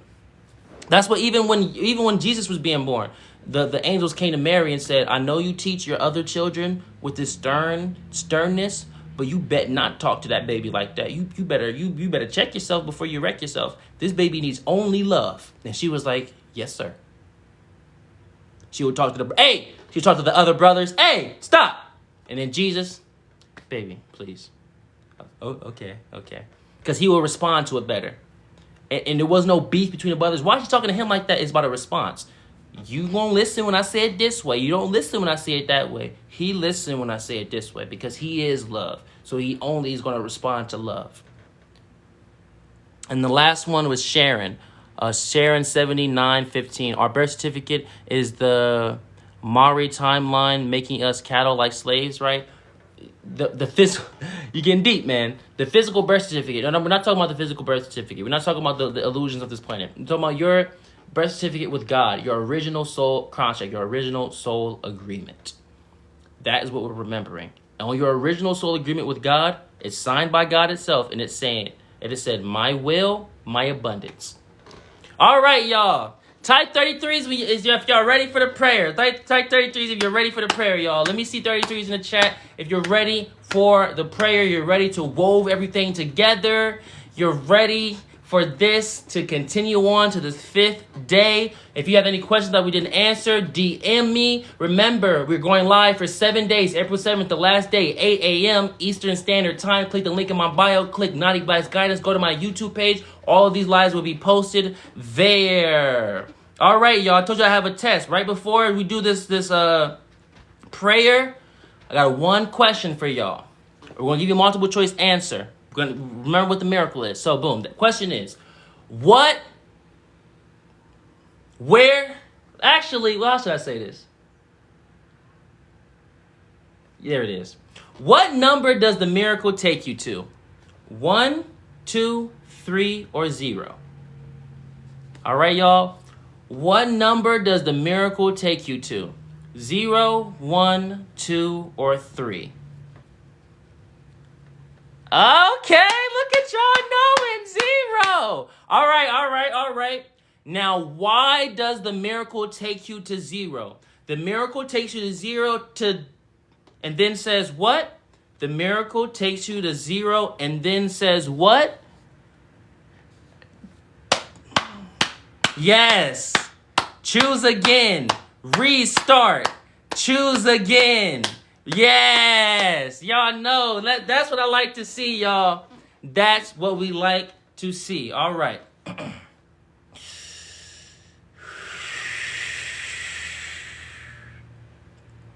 Peace unto you. We're very grateful for your presence. My name is Nadiie Black.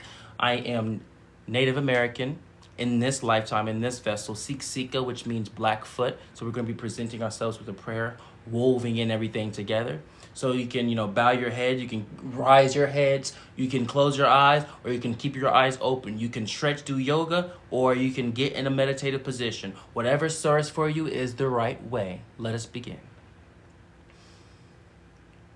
A.K.A. Pistatuki, Ispamokinan, Nakai Tsitsinan, Nakeki Mutsitsinan, Nakoka Motosinan, Nena, Nekesta, Kitsika Komem, Oh Tokinana Pistatuki, Nakai Kaki Masana, Ikanapi, Nistoapi, Akanistoa. Thank you, Source, for being with us and guiding us to this present. Today was a very successful class that we're very grateful. So today we're bringing forth our gratitudes. May my tongue be the words that all the beings in this life, that scroll past this life, and all the beings in existence express. May my words, may my mouth be the vessel that utilizes that love that we all know is within us. May my words be what all of us are saying. Thank you, God. Thank you for being here with us.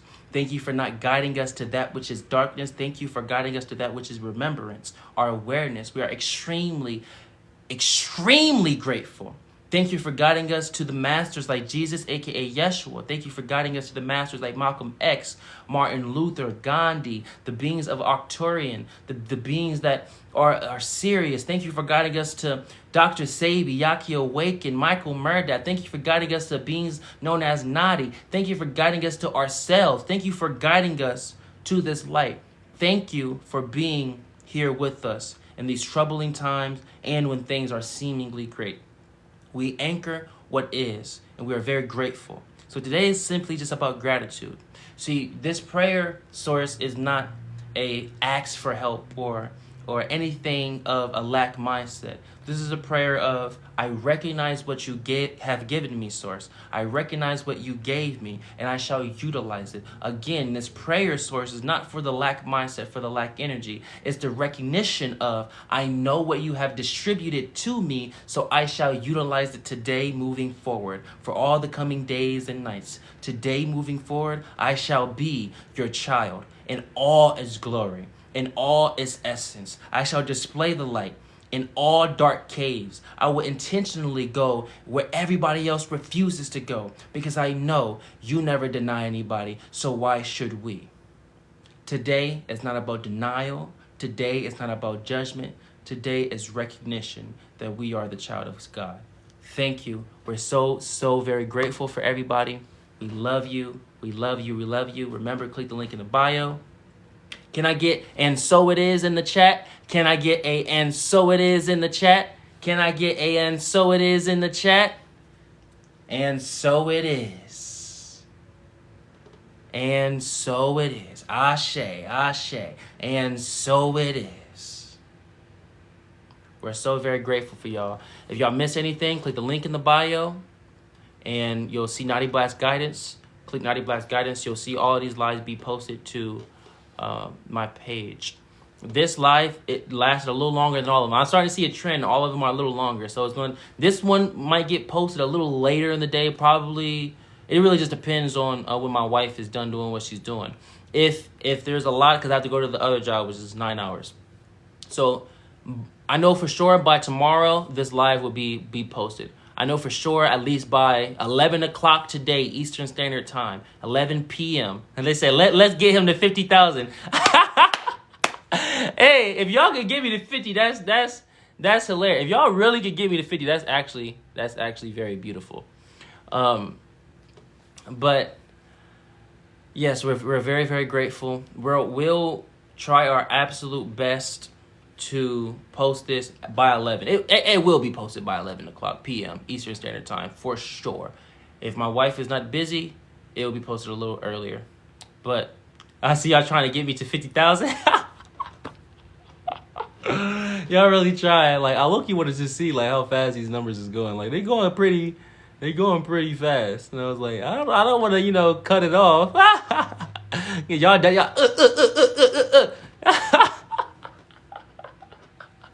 I'm like, y'all really moving for real. We almost there for real. Y'all really almost there. Y'all really about to give me the 50. Hey, turn up, turn up, turn up, turn up, turn up, turn up. And so it is, and so it is, and so it is, and so it is. And so it is, and so it is. Hey, we almost there. Oh my gosh, y'all are hilarious. We are hilarious. Like, I ain't never seen the numbers move that fast either.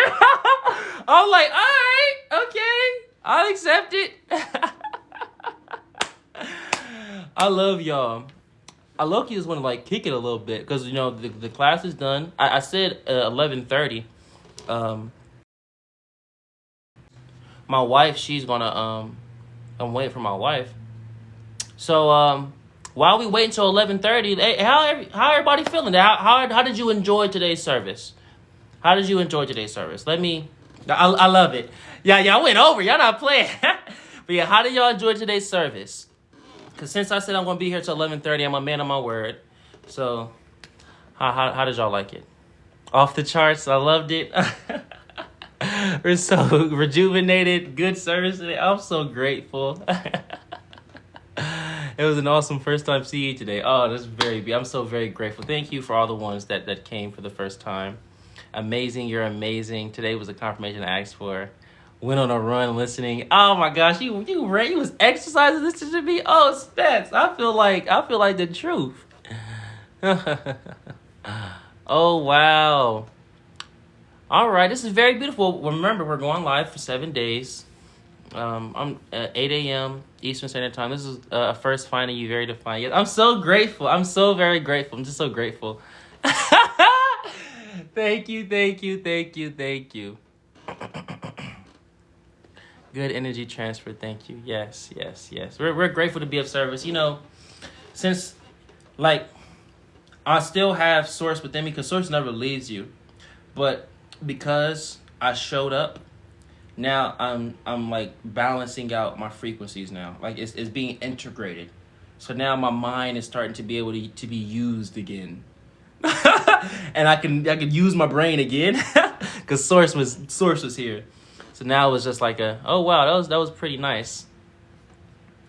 Can you speak on releasing fear of the future? Releasing fear of the future. Yeah, releasing fear of the future is simply remembering that you're in this now. That's as simple as it can be. Using the techniques, putting your hands on your heart, focusing on your breath, breathing life into your hands, focusing on the now because time isn't real. So when he said, I'll be listening to your music. Ah! Okay. Well, just let y'all know my older music, because I have 4 albums out right now on Apple Music, out everywhere. It's really, really good music. It's not. I make hip hop and R&B, so it's not like, oh, it's super spiritual music. It's like, no, this could be on the radio. This person could be like as famous as Michael Jackson for real. Like, it's really good music. But like, if you listen to my first album, Moving Up, yeah, it's really good. My name is Nadiie Black, Nadiie Black. It's really good. Everybody that's showing music, they say, why aren't you famous? And there's a big story behind that. I didn't sign certain contracts. I could have had millions of dollars. I didn't sign certain contracts because they wanted me really early. I actually got my first contract at 13. And from Tidal, and I didn't do it because I just didn't get it. Are you on SoundCloud also? If you go on my SoundCloud, I have over 20 projects because I was making mixtapes on Apple Music and everybody on everywhere. You'll see just my 4 albums, but like on SoundCloud and stuff, you'll see every piece of music. So you literally will see the progression of me. But I recommend. Of course, I made it's Nadiie Black. Me and my brother, I'm Famous Black, we released an album called Why We Fear. It's the fear is an acronym, stands for Find Everybody and Rise. I recommend we all listen to that. Listen to that first, just so you can see what's out currently, our current frequency. Everybody go on your SoundCloud, Nadiie Black, Why We Fear. Listen to the album. Go on your Apple Music. Go on YouTube. If you don't see it on SoundCloud, it should be on SoundCloud. But yes, go on YouTube, type Nadiie Black. You'll see Why We Fear. The album. Listen to that album. That album is extremely spiritual, but it's so good. Yes, I'm on Spotify. I'm on Amazon. I'm on every streaming service. Period. Listen to Why We Fear. After you listen to Why We Fear, then listen to the other stuff so you can see our progression. Yes, I'm on Spotify, Apple Music, SoundCloud, YouTube, Amazon, Google, every streaming service you use. Yes. When you listen to Why We Fear, you'll be like, oh my gosh, this is amazing music. This is literally, I can hear this on the radio right now. It's not like he's going out of his way to try to be extra spiritual. It's like we're woven it in. It's me and my brother. He has the deeper voice, I'm the lighter voice. And it's like, yeah, it's very, very good music. But Why We Fear, that album is very spiritual, is enlightening. And like, every song, when me and I'm Famous Black was constructing it, I was like, every song has to connect with one another. We have to mention God throughout this, but we can't make it so overt that people in the hood don't want to listen to it. We have to bridge for everybody. Yes, independent artists are the best. So everybody go to your DSPs, go to your streaming services, and click search my name, Nadiie Black, and listen to my album, Why We Fear. It's me and my brother, I'm Famous Black. That's our album together. And then after you listen to that, then you can listen to my solo material, because I have 3 other albums. You listen to my solo after that. But listen to that one first, because that one, both of us, because RT, he's I'm Famous Black, he's very into the spirituality. But during this album, we both were like channeling very powerful frequencies. So that album is a very, very powerful, potent album. And when you hear it, you're going to be like, how the heck did you become a spiritual teacher? Like, you're both a spiritual teacher and a good artist? That's crazy. I was like, yeah. You know, I always tell people, don't limit you. If God has given you a gift, you are multidimensional. You can be everything. You can be just as talented as Michael Jackson and still set aside some time to teach people about the light. You still able to do that. You know, so that's why I prioritize it so much. Because, like, everybody that's showing me that, they'll be like, why aren't you famous? You're so good. Literally, you're better than 90% of everybody. Why are you doing this spiritual stuff? You need to be promoting your music. Like, I have a show on on April 7th. So just like we're going to do the class on April 7th, but then later in the day, we're doing a show. It's the live album of Why We Fear. And depending on how I'm feeling, I might go live on TikTok for that album. It just depends on how I'm feeling for that show, April 7th, because we're going live. The show starts at 9:00, so I might actually go live. I might on April 7th. I might do it. So you guys can see me perform live. Because when I'm on stage, you're gonna be like, oh my gosh, that's like Bob Marley on the stage or something like that. But people ask me all the time, you're so good at music, and it's not just like crazy, like, you know, the stuff that's out today. It's like something that's timeless. Why are you focused on being a master? You'll make so much more money. You'll have so much fame if you focus on the music. And it's like, if I have to choose between music and God, I'm always choosing God. If I can't do both, then I'll just follow source.